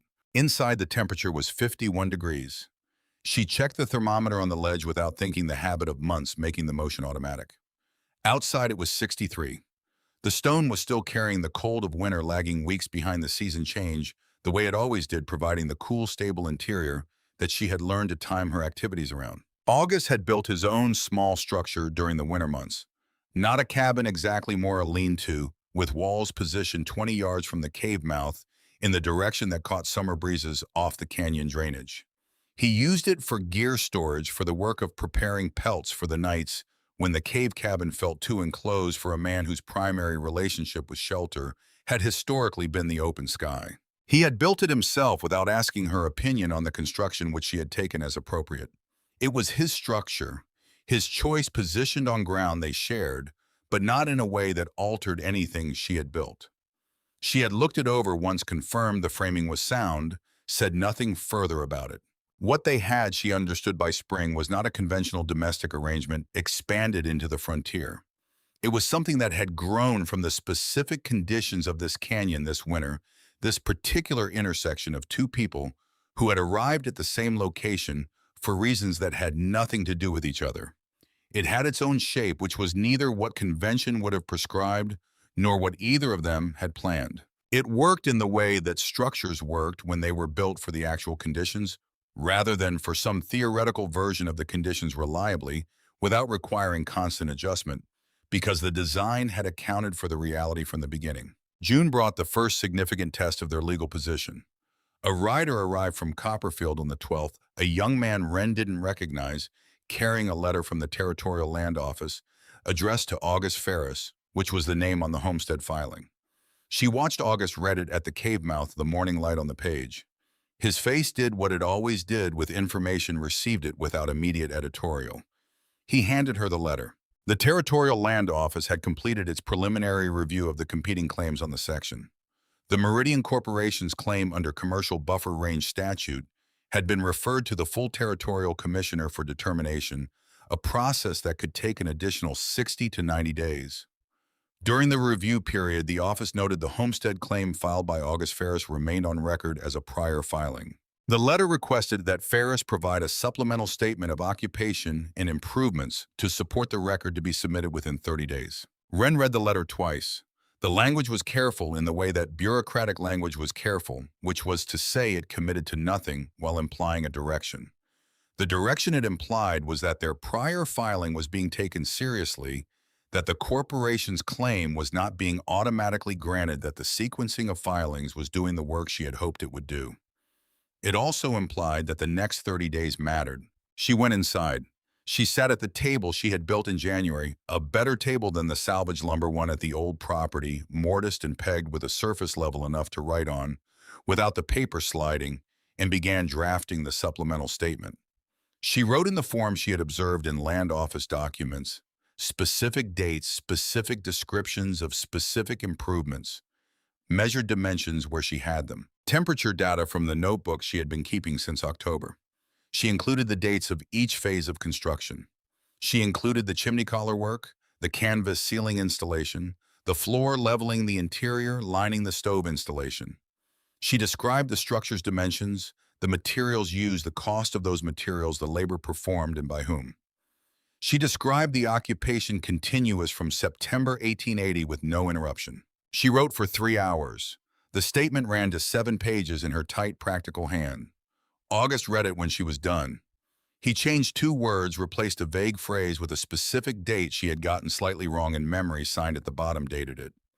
She signed as witness. They sent it back with the rider the following morning. July was when the community came. It began with Voss, which surprised her. Callum Voss, the Meridian range foreman, who had delivered the corporation's implicit warning in October, rode into the canyon on a Saturday morning in early July, without the second rider, without the formal posture of official business, wearing the expression of a man pursuing private curiosity. He asked, standing at the cave mouth, with his hat on this time, rather than in his hands, whether she would show him the chimney connection. She showed him. She showed him everything she had shown Hadley in November, the collar work, the draft behavior, the temperature differential, but this time with several additional months of data behind the explanation, the notebook full of daily temperature readings, the wood consumption log she had been keeping since December. Voss studied the mortar collar for a long time, running his thumb along the clay seal, the way a man assessed a joint he was thinking about replicating. He said Meridian's eastern bunkhouse had cost them 4 cords of wood per month through February. She showed him the February page of her consumption log. He was quiet in the way people were quiet when numbers contradicted an assumption they had been operating on for a long time. He said, "Who taught you masonry?" She told him no one had taught her masonry. She had read what was available to read and done what seemed necessary to do. He looked at the collar again. He said that was the most discouraging answer she could have given him, which was the closest thing to a compliment she had received from anyone affiliated with the Meridian Corporation, and she accepted it as such. Voss left without further reference to the corporation's land claim. Whether his visit was personal curiosity, entirely separate from his professional role, or whether it represented some internal reassessment happening within the corporation's position, she couldn't determine. She filed it in the same category. She filed most ambiguous information noted, held not acted on until clarification arrived. Clarification of a different kind arrived the following Saturday in the form of a family from 8 miles up the Medicine Bow drainage. Husband, wife, 3 children between 4 and 11 who had heard about the cave cabin from Craig and had ridden down to see it because their own structure had failed them badly through the winter. The husband, a man named Pickett, Describe what had happened with the particular flat affect of someone who had processed the terror of it enough to report it factually. The north wall of their cabin had developed a gap in January. The stovepipe had iced the interior temperature, had dropped to 19 degrees before they caught it, and the youngest child had suffered a lung condition through February that the family attributed to 3 weeks of inadequate shelter in sustained cold. Wren showed them the cave interior. She showed them the thermometer reading the construction features of the notebook. She answered every question Pickett asked with the specificity his questions deserved. His wife stood near the stove with the youngest child on her hip, the child's face turned toward the warm stone wall with the instinctive orientation of something seeking heat, and didn't ask questions, but observed everything with the attention of a person building a mental record they intended to use. Before they left, Pickett asked if she would write down the main principles: the chimney test, the floor leveling approach, the canvas lining system, the fire management timing. She said she had been meaning to write it down anyway. She would have something for him in 2 weeks if he could send someone by. He said he would come himself. This was the conversation that made her understand the notebook she had been keeping was not only a personal record. It was the beginning of something else, a document with uses she hadn't originally imagined when she had started writing temperatures and board foot calculations in September. The practical information she had developed through necessity had taken on a different character. Once it was tested through a full Wyoming winter, it was verified specific, reproducible by anyone who had access to the right kind of cave, which was not a guarantee because caves varied enormously and the selection criteria mattered as much as the construction methods. But the principles were transferable in ways that made her feel for the first time that the thing she had built here was larger than the structure itself. She spent the evenings of the following 2 weeks writing what became a 12-page document. She started with cave selection, what to look for, what to avoid, how to test the chimney crack, how to assess ceiling stability, how to evaluate moisture, how to read a cave's orientation relative to sun and prevailing wind. She moved to construction sequence: why the floor came first, how to approach the framing of an irregular opening, the specific techniques for the chimney collar that she had developed through the actual process of building one in conditions that would not accommodate error. She wrote about thermal management, the fire timing, the reason continuous small fires outperformed intermittent large ones, the relationship between the stone's thermal lag and the weather patterns it needed to compensate for. She wrote it the way she would have wanted to read it before she started, plainly with specific numbers where numbers were available, with honest acknowledgement of the things that had gone wrong and how she had addressed them. She wrote about the canvas lining and its moisture management function, about the elevated floor system, about the mortar gap at the upper left corner of the front wall that she had let herself believe was negligible until the first storm proved it wasn't. Pickett came back in the 3rd week of July. She gave him the document. He read the first 3 pages standing in the cave interior, turning pages with the careful attention of a man who understood he was reading something useful. He said he was going to copy it before he gave it back.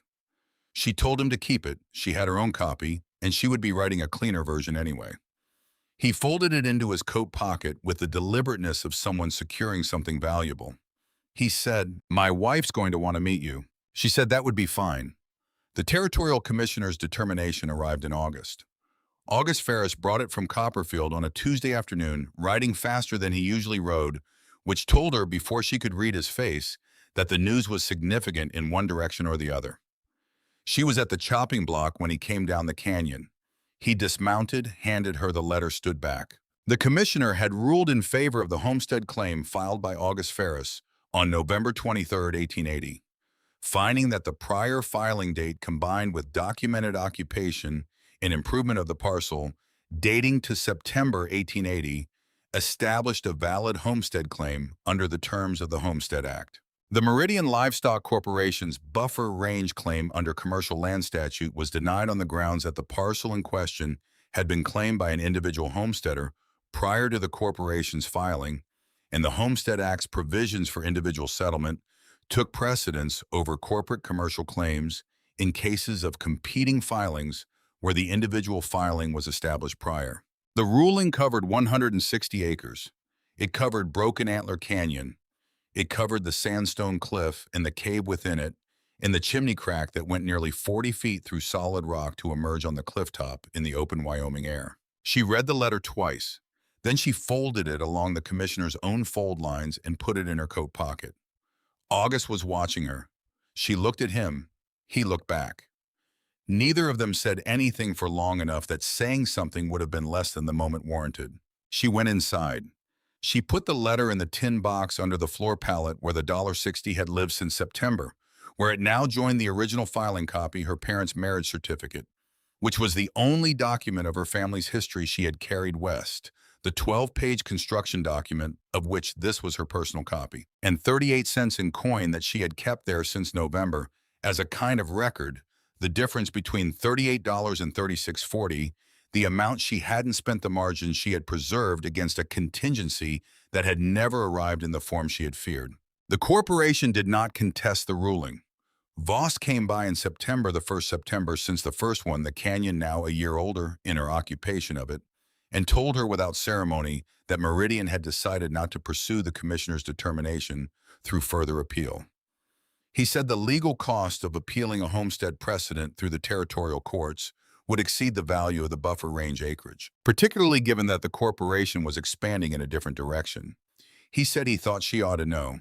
She thanked him. He looked at the cave interior one more time on his way out at the thermometer on the ledge. He didn't say anything about it.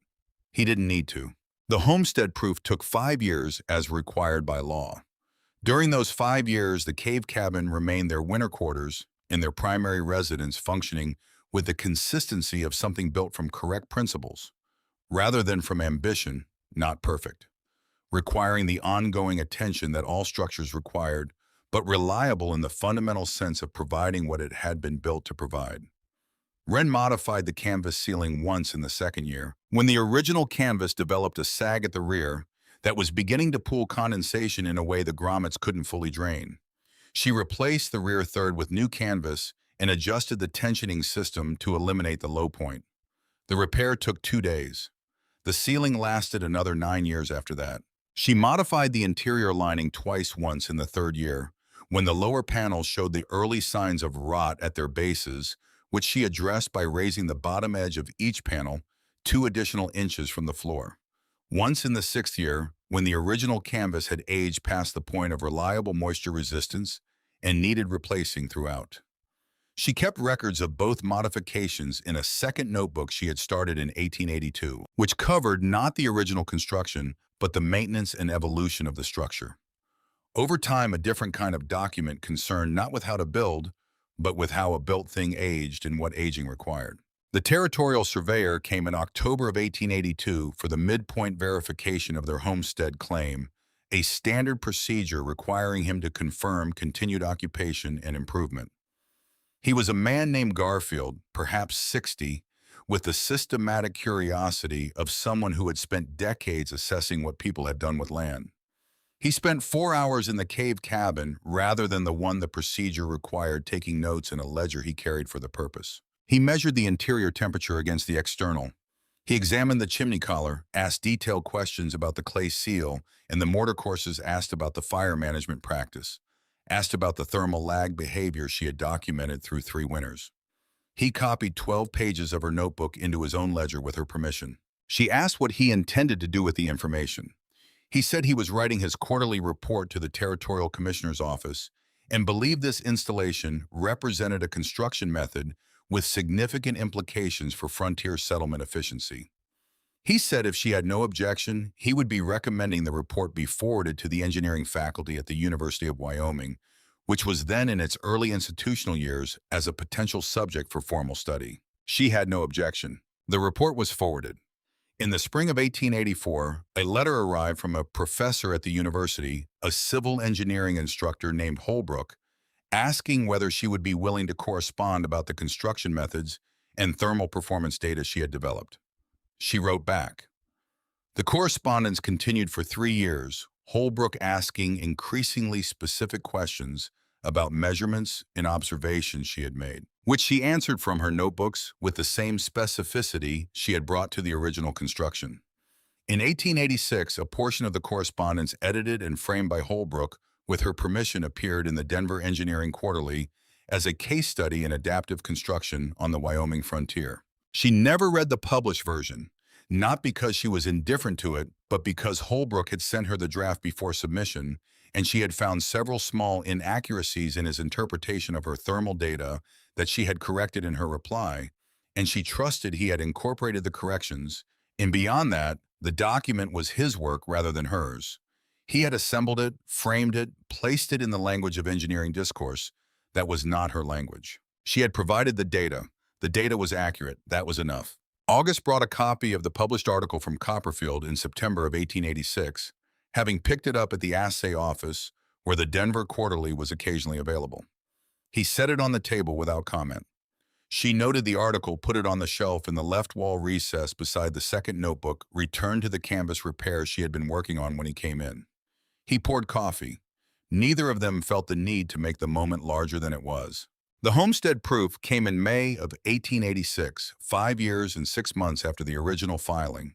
6 months past the statutory minimum because the territorial office's processing time had run long. A delay that had produced no practical difference in their occupation of the land, but had required patience of the bureaucratic variety, which was different from other kinds of patience, in that it could not be addressed by doing anything. They received the final patent deed for 160 acres of Broken Antler Canyon and the surrounding section in a letter that arrived with the same unremarkable postal delivery as everything else. The land was theirs. It had been theirs by occupation since September of 1880. Now it was theirs by the document that the government of the United States recognized as the form in which ownership was expressed. She put the patent deed in the tin box with the other documents.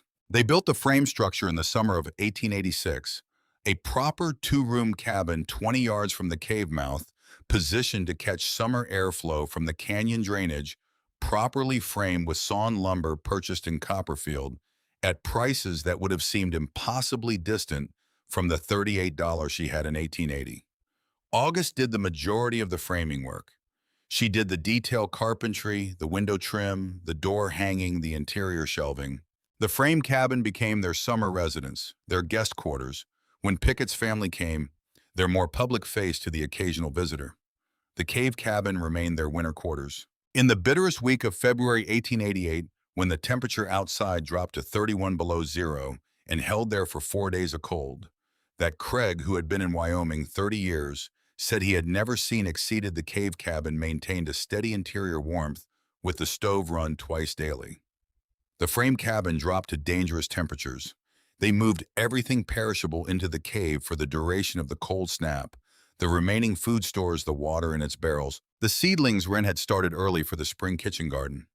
The cave held everything without adjustment.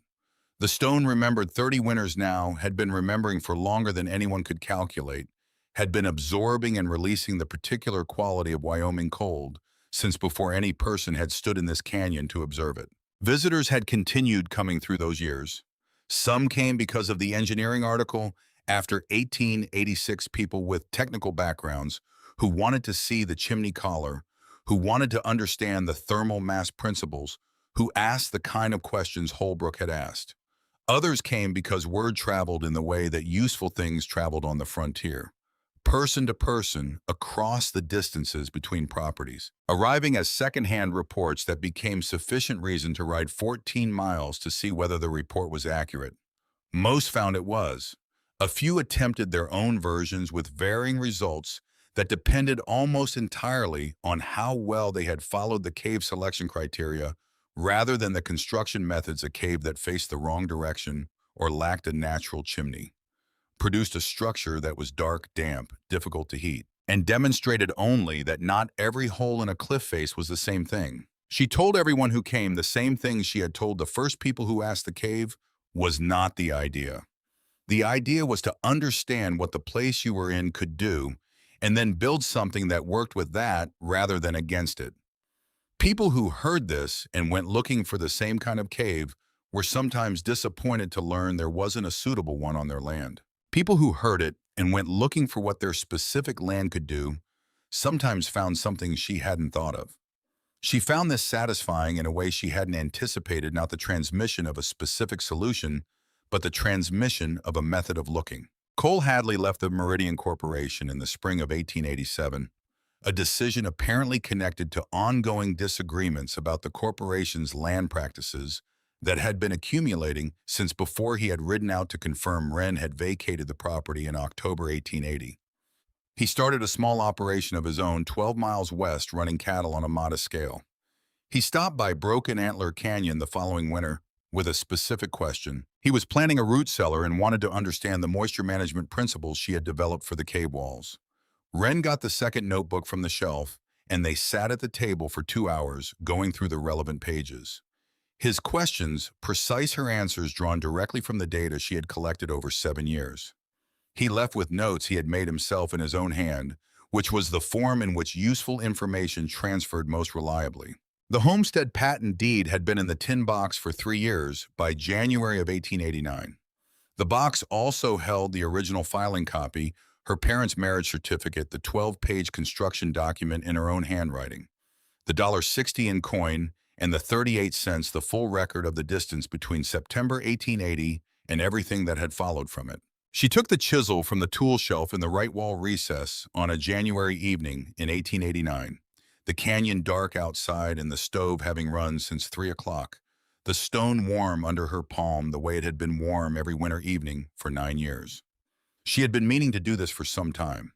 She had identified the section of the left wall near the door where the stone face was smooth enough to take a clean impression, smoother than the rest. A small section where the original water erosion had left a surface almost polished by geological patience. She positioned the chisel at shoulder height.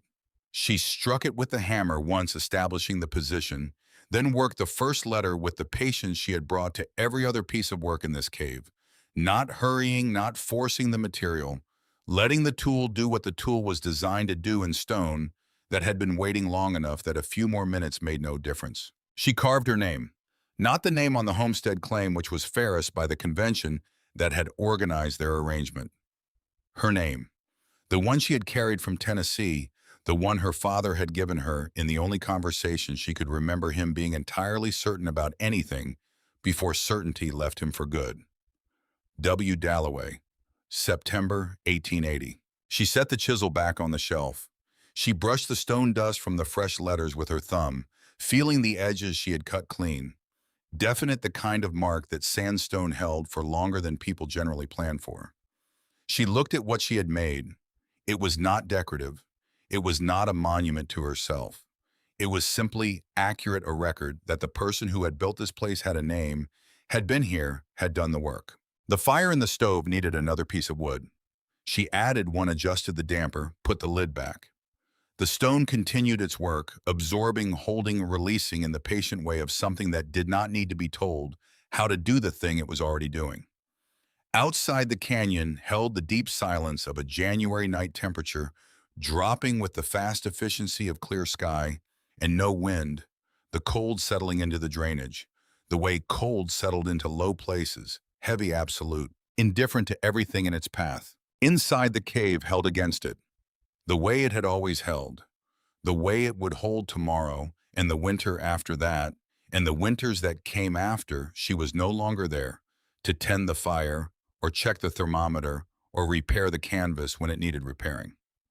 The stone didn't require her to continue doing what it had been doing since before she arrived. She had simply learned to work with what it already was, and in doing so had made something that would outlast her understanding of it. She sat down at the table. She opened the second notebook to a clean page. She had been thinking about what to write for some time, not the technical data which was already recorded in sufficient detail, but something about the conditions that produced a certain kind of thinking. The conditions being, you have $38, you have no alternatives, you have a cliff face and a deadline, and you have to look at what is actually there rather than what you wish were there, because what you wish were there is not available. The candle on the left wall shelf cast its familiar pool of light across the page. The stone around her held its warmth without being asked. She put the pen to paper and began writing the way she always wrote, without hurry, without waste, moving through each line until she understood what it said before she moved to the next. She wrote for 2 hours that first evening, stopping only when the candle on the left shelf burned down to its final inch and the light shifted from steady to uncertain. She marked her place closed. The notebook replaced the candle stub with a fresh one from the supply on the upper shelf. The stove needed nothing. The stone had taken enough heat from the afternoon fire to carry the interior through until morning without assistance. She went to sleep at the usual hour. The cave settled around her in the way it always settled, the silence of enclosed stone that was not empty but textured, carrying the small sounds of a structure at rest. The occasional tick of the stovepipe cooling the faint movement of air through the gap she kept at the base of the canvas panels for circulation, the distant sound of the canyon doing whatever canyons did at night when no one was listening closely enough to name it. She woke before light as she usually did in winter and lay still for a moment, taking the temperature by feel the way she had learned to do in the first weeks here, not as a substitute for the thermometer, but as a practice in calibration, testing her perception against the instrument's record. She estimated 49 degrees. The thermometer on the ledge when she lit the candle and checked read 51. Close enough. She had been doing this for 9 years, and she was still 2 degrees off on cold mornings, which suggested either that her perception had a consistent bias toward underestimation or that the thermometer had a consistent bias toward the upper end of its range. She had never been able to determine which. August was already outside when she opened the door, moving around the small structure he had built for gear storage, loading his pack frame for a 3-day circuit through the upper canyon sections. He had developed the habit of early starts in cold weather, the way she had developed the habit of early temperature checks, not from discipline exactly, but from years of the same conditions producing the same practical responses until the responses became as automatic as the conditions that produced them. He raised a hand when she appeared at the door. She raised one back. He finished loading the pack frame, settled it on his shoulders, went up the canyon without further exchange. This was their ordinary morning in winter, unremarkable, identical in its broad outline to most winter mornings for 9 years. And she valued its ordinariness the way she valued the thermal consistency of the cave. Not because it was exciting, but because it was reliable. And reliability over long periods was its own form of richness that people who hadn't spent years without it sometimes failed to recognize. She built the morning fire, put coffee on, sat at the table with the notebook open to where she had stopped the previous night. She had written so far about the conditions of September 1880, the $38, the deadline, the specific properties of the land she was looking at, the reasoning behind each decision she had made before she made the first cut in the first board. She had written about the cave selection process, the 7 caves she had examined before this one, what each had failed on what this one had provided that the others hadn't. She had written the chimney test in enough detail that someone who had never done it could do it, the size and placement of the test fire, the time required for the smoke to clear, the method of locating the exit point on the cliff top above. What she was working toward and had not yet fully found the entry point for was something harder to write than technical procedure. It was the question of why any of this had worked in the deeper sense, not the mechanical why of physics and materials, which she could explain and had explained to everyone who had asked over 9 years, but the prior why of how a person in desperate circumstances managed to make decisions that turned out to be correct when the correct decisions were not obvious, and the cost of incorrect ones was severe. She didn't think the answer was courage, which was what people sometimes said when they heard the story. Courage implied a facing of fear, and while she had been afraid in the technical sense of understanding the potential consequences of failure, fear had not been the primary experience. The primary experience had been closer to a narrowing, the way a situation that had too many variables became under sufficient pressure, a situation with very few variables. And the few variables that remained were the ones you could actually work with. When you had $38 and 23 days in a cliff face, the question of what to do was not actually complicated. The complicated question was whether to do anything at all, and once you had answered that, the rest was work. She wrote this down slowly, revising each sentence before she moved to the next. The way she revised framing members before she nailed them, getting each element right before it became load-bearing. She wrote through the morning. By the time the light through the window had moved from the flat gray of early January to the warmer angle that meant the sun had cleared the canyon's east wall, she had added 4 pages to the document and had reached the point in the account where the chimney collar had refused to cure, and she had improvised the continuous small fire solution. She found this section easier to write than the earlier conceptual material because the technical problems and their solutions were concrete in a way that the reasoning behind decisions was not, and concrete things submitted to description more readily than abstract ones. She took a break at mid-morning, went outside to split the day's wood supply, came back in with cold hands that she warmed against the stove for a minute before returning to the table.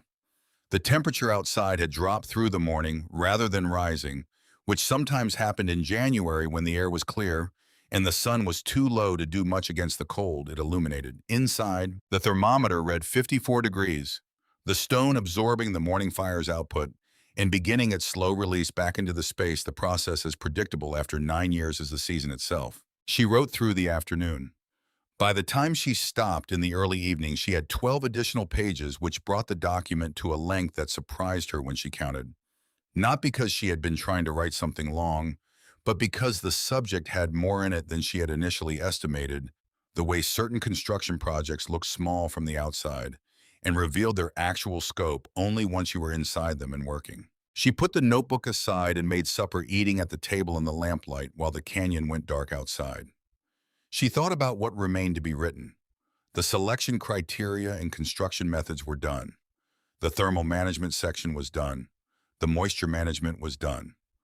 What she had not yet written and was not certain how to write was the section about what happened after the 5 years of homestead proof, the legal situation with the Meridian Corporation, the way the cave cabin's existence had created conditions for a life that had not been predictable from September 1880 and could not have been planned. She wasn't sure this section belonged in the document at all. The document was in its primary purpose a practical guide for people who might find themselves in similar circumstances. The right kind of cave, the right materials, the right sequence of construction steps.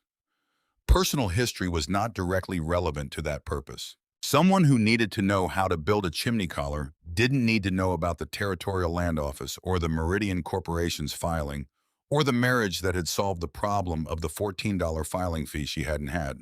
But she thought about Pickett's wife, who had stood in this cave in July of 1881 with her youngest child on her hip, not asking questions, but observing everything. She thought about the people who had come after the ones who had taken the 12-page document and done something with it, the ones who had found their own caves and built their own variations and solved their own problems with methods she hadn't invented but had demonstrated were possible. None of them had needed to know her personal history to use the technical information, but several of them had needed to know that the technical information had come from somewhere specific, from a real situation with real constraints, from an actual winter in an actual canyon with actual consequences for getting it wrong. That specificity was part of what made the information trustworthy rather than theoretical. She decided to write the full account. Not because the personal history was the point, but because the personal history was what proved the technical information was real. She wrote through the following week, working 2 to 3 hours each morning before the day's other demands. Firewood maintenance, the ongoing small repairs that a structure in active use always required, took her away from the table. She wrote about the legal situation in the same plain style she had used for the construction details, without dramatizing the threat the Meridian Corporation had represented or understating it either. She wrote about August's proposal in her 3 days of thinking in the notebook page of terms she had written before she gave her answer. She wrote about the November ride to Copperfield and the land office clerk and the homestead filing and what the clerk had said about the sequencing of filings. She wrote about the 5 years of homestead proof, the modifications to the structure, the people who had come to see it, the surveyor Garfield, and the correspondence with Holbrook, and the article in the Denver Engineering Quarterly that she had never read in its published form.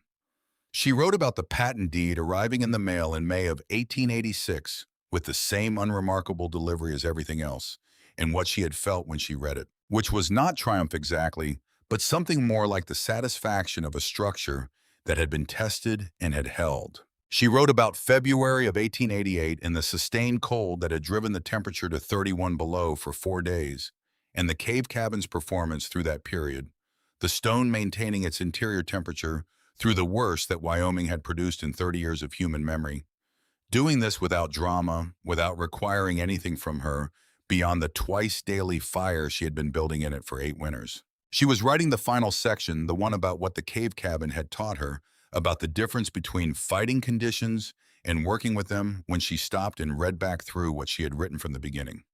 She read it the way she read everything important, slowly checking each sentence against what she intended it to say, noting where the language was imprecise, or the sequence was unclear, or the reasoning needed more explanation. The document was 41 pages in her hand, which she estimated at somewhere between 15 and 18,000 words.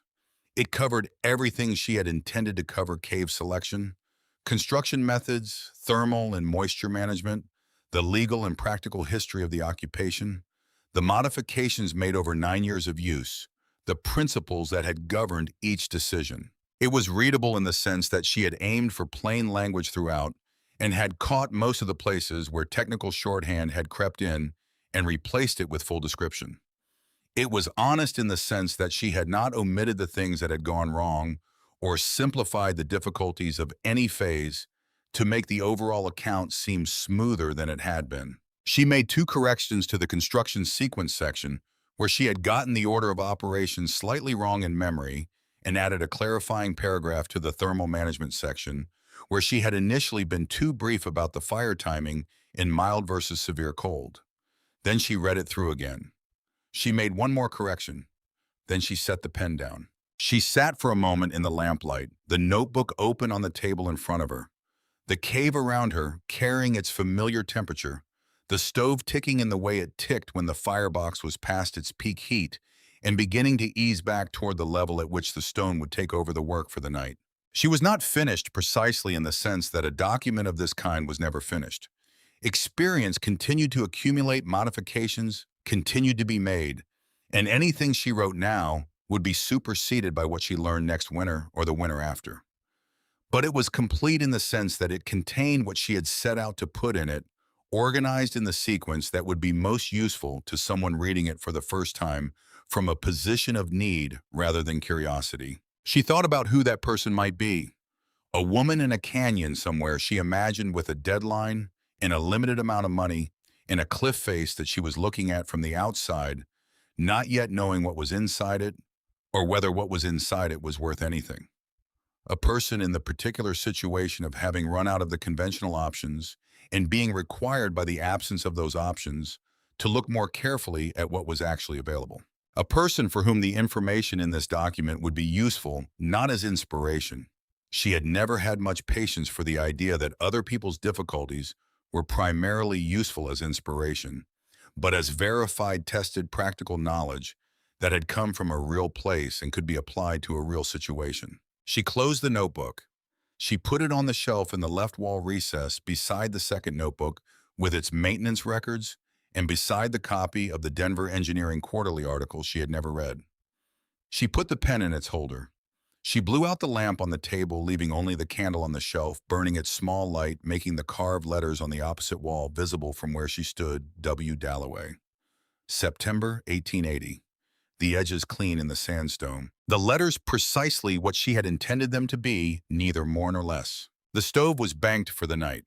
The stone was warm. The door was latched against whatever the canyon held outside, which tonight was clear and cold, and utterly indifferent, as Wyoming nights in January always were. The cold operating with the impersonal thoroughness of a force that had no particular interest in any specific outcome and would produce the same result regardless of what any individual had built against it. She had built well against it. 9 years of evidence confirmed this. The stone confirmed it every morning when she checked the thermometer and found the number she had learned to expect, the number the stone produced through the simple application of its own nature, holding what it had been given, releasing it slowly, doing this without instruction or intention, simply because it was what stone was and what stone did when the conditions were right. She went to bed. The candle on the shelf burned for another hour after she was asleep, its light moving slightly with the air circulation behind the canvas panels. The small movement of light on stone, making the carved letters shift almost imperceptibly from shadow to illuminated, and back the way things shifted when the source of light was not fixed but living the way everything in the cave had always been, slightly alive with the interplay of what was built and what was natural, the human and the geological occupying the same space without one diminishing the other, each doing what it was made to do. Outside the canyon received the January night. the way it had received every January night for longer than the name Wyoming had existed.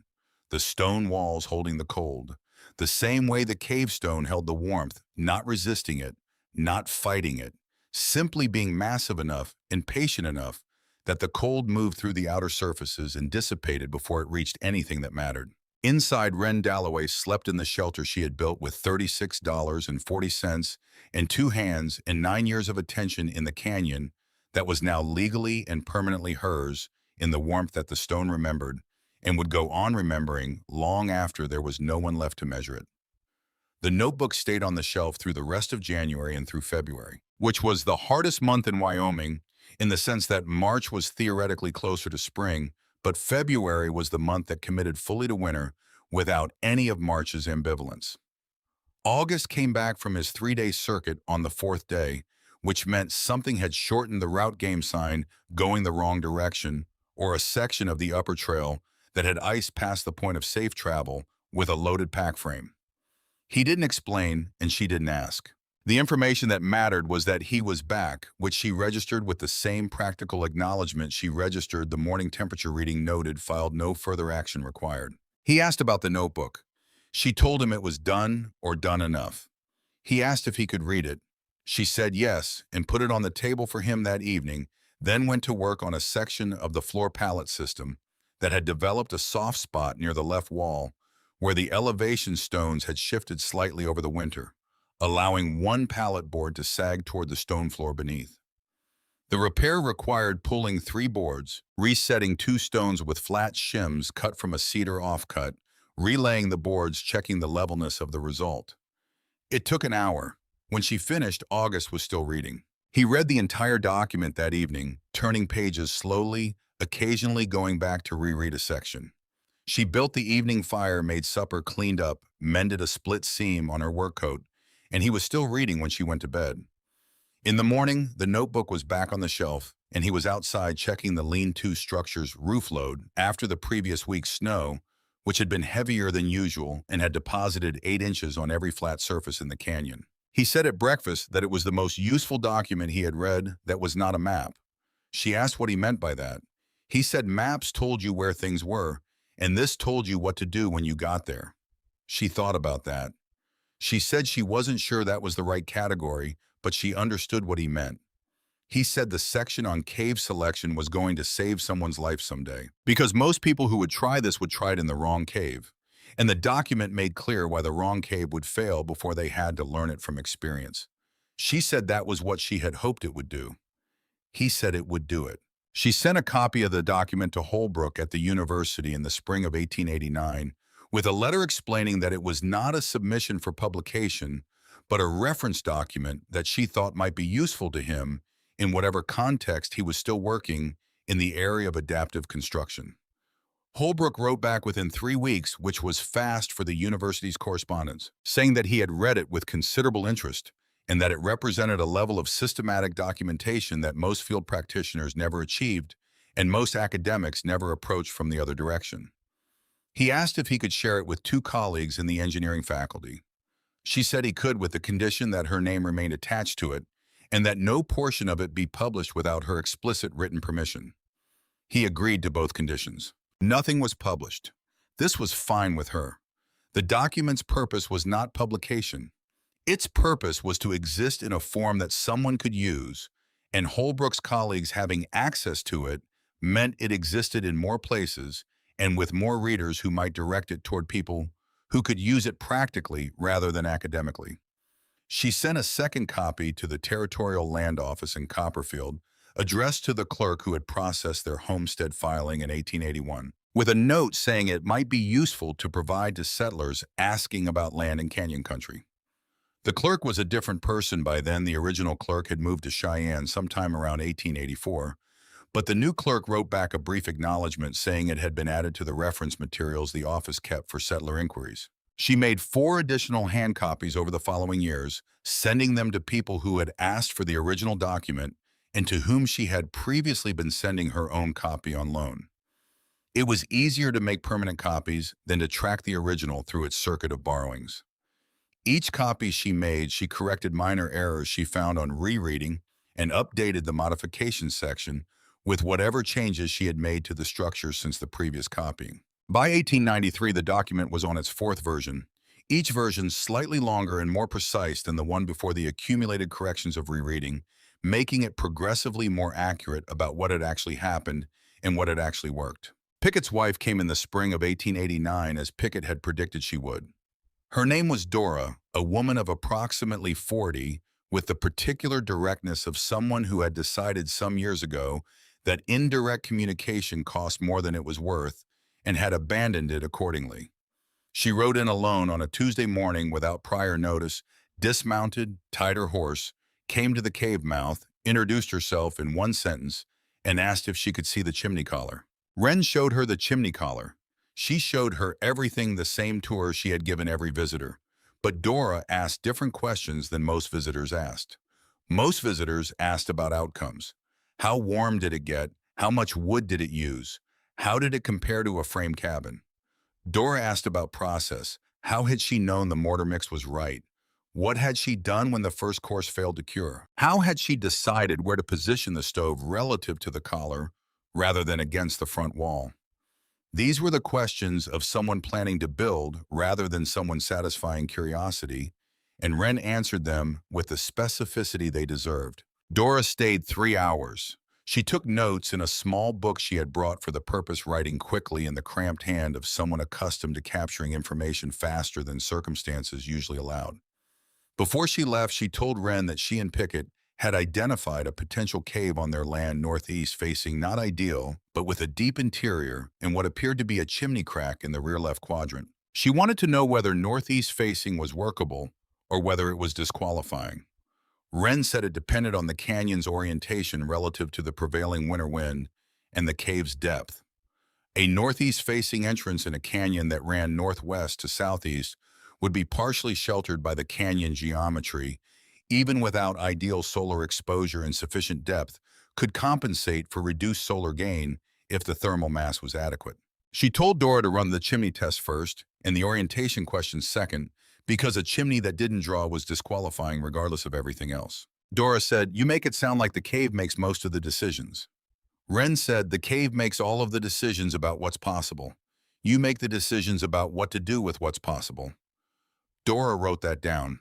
She rode back up the canyon toward the Medicine Bow drainage with her notes and her questions answered and the address of the Copperfield lumber yard written on the last page of her notebook. Wren learned the following spring that Pickett and Dora had built a cave cabin in the northeast-facing cave on their land. The canyon geometry had partially compensated for the solar orientation, the way she had predicted it might, and the chimney had drawn clean, and the interior temperature through the winter of 1889 to 1890 had held well enough that Pickett had sent a note saying they had used approximately 1/4 the wood they had burned the previous winter in the frame cabin. The youngest child, whose lung condition had been the direct consequence of the inadequate frame cabin in January of 1881, had come through the winter without incident. She read Pickett's note at the table on a March morning, with the winter finally giving way outside the canyon, beginning to show the first green along the drainage that meant another spring was coming. She folded the note and put it in the tin box with the other documents beside the patent deed and the homestead filing copy and the $1.60 in coin and the 38 cents. The box was becoming full. She considered getting a larger box, decided against it, decided instead that the fullness of the box was a record of its own kind, the accumulation of 9 years of consequence from a decision made in September 1880 with $38 and a hammer, and the specific information about Sandstone caves that her father had passed along in the manner of a man who could not have known why he was saying it but said it because it was true. She thought about her father occasionally, not with grief exactly, which required a continuous relationship that had been interrupted too early to sustain itself, but with something more like curiosity about what he had known that she hadn't known he was giving her. The Sandstone information had been given as a fact about the world, not as preparation for a specific situation. He couldn't have known she would need it. He had simply known it and said it in the way that people who paid attention to the physical world accumulated facts about it and passed them along without a particular destination in mind. The facts found their destinations later or didn't, depending on whether the person who received them happened to arrive in a situation where the fact became suddenly, specifically, urgently relevant. She had arrived in that situation. The fact had found its destination. What she had done with it was her own contribution to the chain. The 9 years of attention, the modifications and records, the document that was now in Holbrook's possession, and the land office's possession, and Dora Pickett's possession, and the possession of whoever else had read the copies she had sent out and made copies of their own. The chain would continue or it wouldn't, and she would not be able to track most of where it went. This was fine. The work of building something was separate from the work of knowing what became of it, and she had always been better at the first than the second. August came back in the afternoon of that March day, earlier than she had expected, carrying a piece of news from Copperfield that he delivered in his usual manner without preamble as a fact. The Territorial Land Office had received a new type of inquiry that the clerk had apparently found unusual enough to mention when August stopped in for supplies, a man from the engineering school in Denver. Not Holbrook, but someone who had corresponded with Holbrook, was asking the land office whether there were other examples of cave dwelling in the canyon country of Wyoming that had been documented in the same systematic way as the Dalloway installation at Broken Antler Canyon. The clerk had told the man there was one other documented case, the Pickett installation, and had given him the document from the reference file. Wren considered this for a moment. They're calling it the Dalloway installation. August said, that appears to be what they're calling it. She thought about that. The name on the homestead claim was Ferris. The name on the patent deed was Ferris. The name in the Denver Engineering Quarterly article was Holbrook, with her listed as a secondary contributor under the name Dalloway, which was the name she had used in all her correspondence, because it was the name she had used for 27 years before the filing, and saw no reason to abandon for professional purposes. Apparently, the name had attached itself to the thing rather than to the document that described it. This was, she supposed, accurate. She had built it. It was reasonable that it carry her name. She said nothing further about it. She put supper on. August told her about the trail conditions in the upper canyon and the state of his trap line in the early spring thaw. And she told him about Dora Pickett's note and its contents, and they ate in the comfortable manner of people who had been sharing meals in the same space for long enough that the sharing required no performance. The years that followed moved with the particular quality that years have when the foundational problems have been solved, and what remains is the ongoing work of maintaining what was built and occasionally improving it. The cave cabin required what it had always required: attention. Repair the willingness to address problems when they were small rather than waiting until they were large.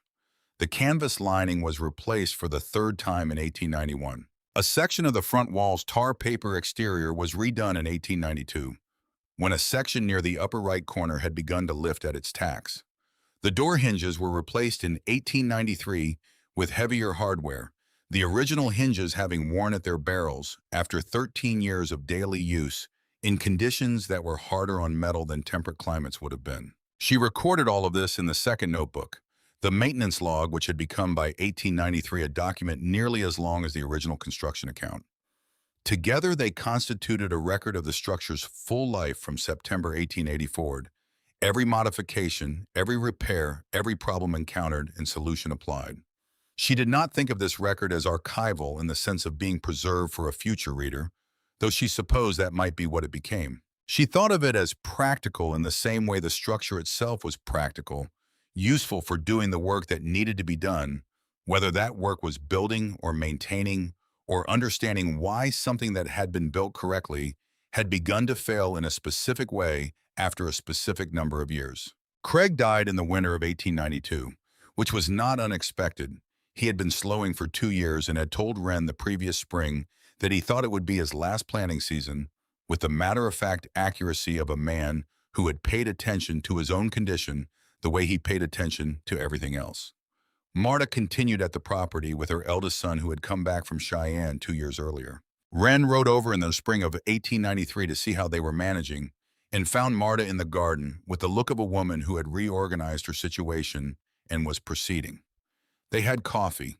Marta asked about the cave cabin with the specific interest she had always shown in things she considered correctly done, and Wren told her about the third canvas replacement and the new door hinges. Marta said the door had always been the right decision. Wren said she agreed. On the ride back, she thought about Craig telling her she was crazy for building in a cave.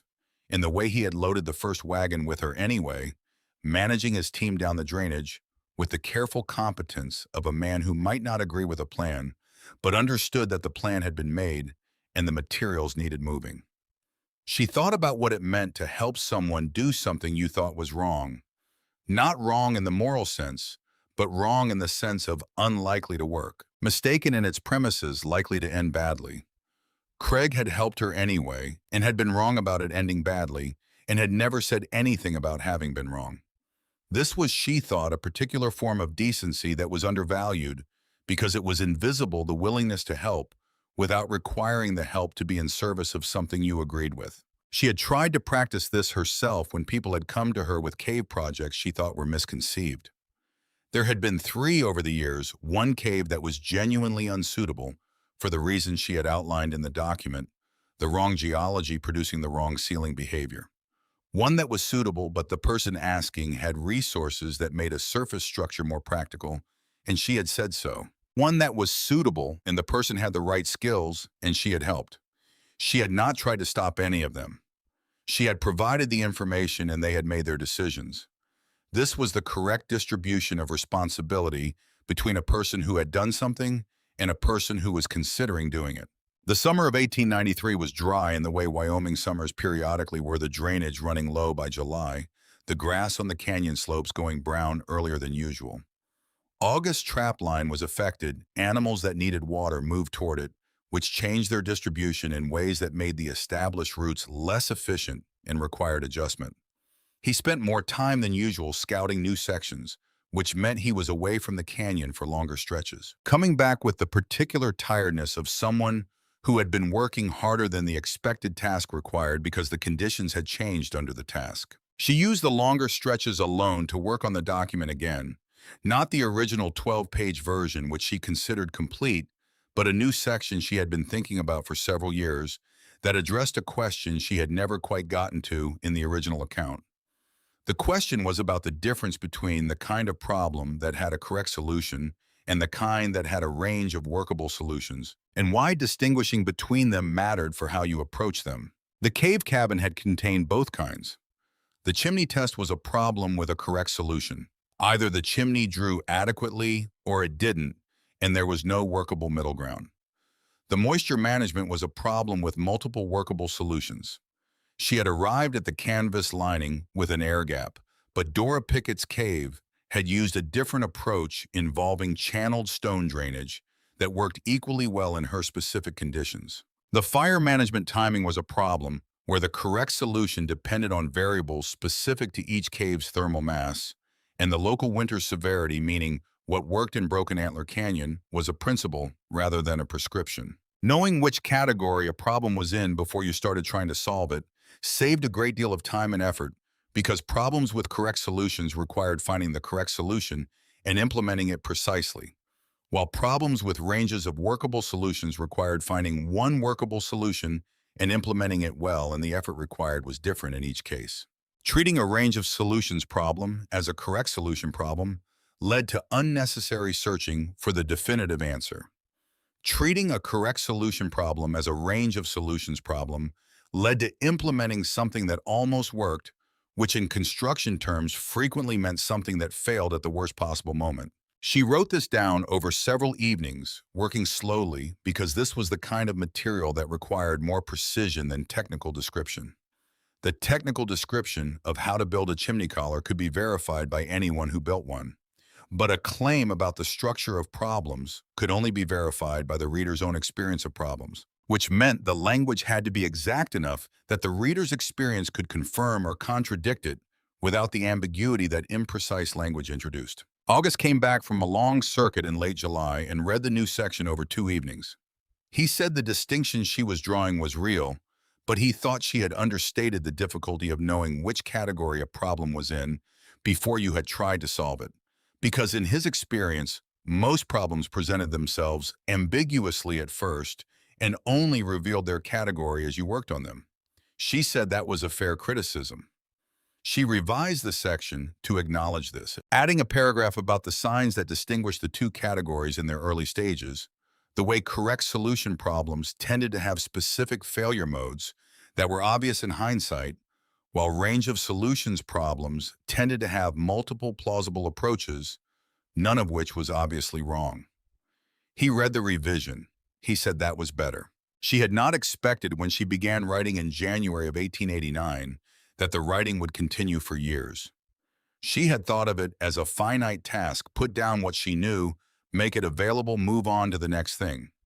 But it turned out that what she knew was not finite in the way she had assumed, because knowing accumulated as experience continued, and the accumulated knowing pressed against the edges of what she had previously written and required more room. The document she had thought was complete in January of 1889 was by the fall of 1893 considerably larger and in several sections more precise, and in one section substantially revised.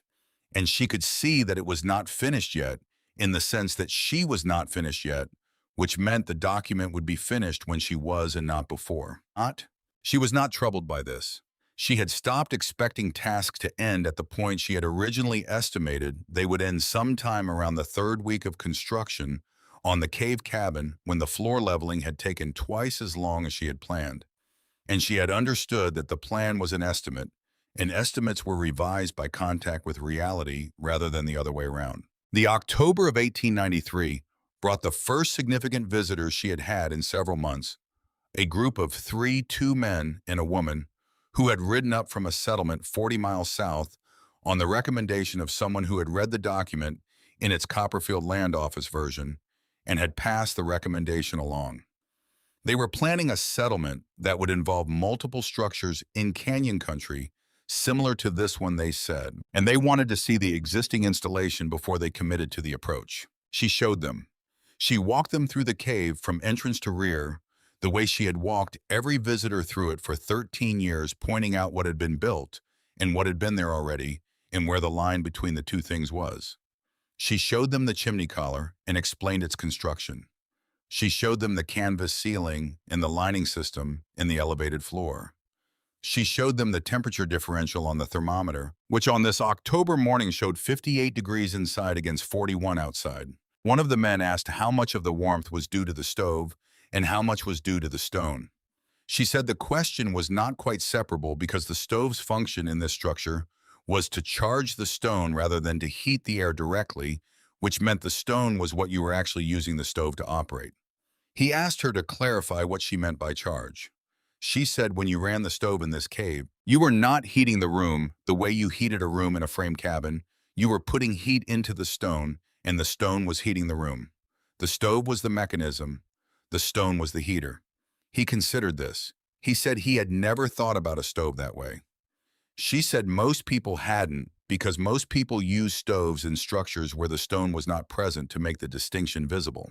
The woman in the group had been walking slowly around the perimeter of the cave interior while this conversation was happening, running her hand along the canvas wall lining, looking up at the canvas ceiling, examining the shelf-cut recesses in the stone. She stopped at the carved letters near the door. She read them. She said, September 1880. Wren said, yes. The woman said, you built this the first autumn. Wren said, I built this the only autumn I had. The woman looked at the letters for another moment, then looked at Wren with the expression of someone filing something away for future reference, not a dramatic expression, simply the face of attention. She said she understood. Wren thought she probably did. They stayed for 2 hours, asked their questions, received their answers, and rode south with the information they had come for. She didn't know what they built with it. She would probably never know. This was the nature of information given to people who were going somewhere else to use it. It left your possession and entered theirs. And what happened after that was their story rather than yours. And you had to be satisfied with having provided what you provided and letting the rest proceed without your observation. She stood at the cave mouth after they left and looked up the canyon toward the north, where the sandstone walls rose toward the Medicine Bow sky. The October light doing what October light did in this canyon at this hour, coming in at the angle that illuminated the layered striations in the cliff face, the horizontal lines of differential erosion that recorded millions of years of the canyon's formation. Each layer a period of time so large that the 13 years she had been here were not visible in it in any way she could detect. She had been here 13 years. The canyon had been here for a period of time her mind could not actually hold, could only represent as a number without real comprehension behind it. She had built something in it that was by the standards of the geological time the canyon represented approximately as permanent as a soap bubble on a winter morning. The carved letters would last longer than the canvas, and the canvas would outlast the mortar in the chimney collar if no one maintained it. And the mortar in the chimney collar would outlast the door and its hardware. And all of these things would outlast her, but none of them would outlast the canyon in any time frame that the canyon would notice. This did not diminish what she had built. The canyon's age was not a standard against which human construction should be measured, because human construction was not built for geological time. It was built for the time that people lived in the winters that came and would come, the cold that was real and present, and had specific consequences for specific people in specific structures. Against that standard, the standard of winters survived, of temperatures maintained, of people housed who might not otherwise have been housed, what she had built had performed. 13 years of performance. The document recorded 31 additional years of theoretical performance based on the materials and methods used, at which point she had noted the limitations of her projection and stopped. 31 additional years would bring the cave cabin to 1924, by which time she would be 71 years old if she lived that long, which she thought was reasonably likely but not certain. And the territory of Wyoming would have been a state for 34 years. And whatever came after would be for whoever came after to deal with in the manner of whoever they were. She turned back into the cave. The fire needed banking for the evening. The thermometer needed checking. The notebook on the shelf held 47 pages of accumulated knowledge and 11 additional pages of the new material she was still working on, and she would add to it tomorrow morning when the light through the window was right and the stone was warm and August was wherever he was in the canyon country north of here. Following trails he had learned over 22 years in Wyoming, carrying information in his body the way she carried information in her notebooks. Both of them building their understanding of this place in the specific way that only came from long residence and careful attention and the willingness to revise when experience contradicted assumption. She banked the fire. She checked the thermometer. She put the candle on the shelf below the carved letters and sat down at the table with the notebook open and the pen in her hand. Outside, the canyon went on being what it was. Inside, she went on writing.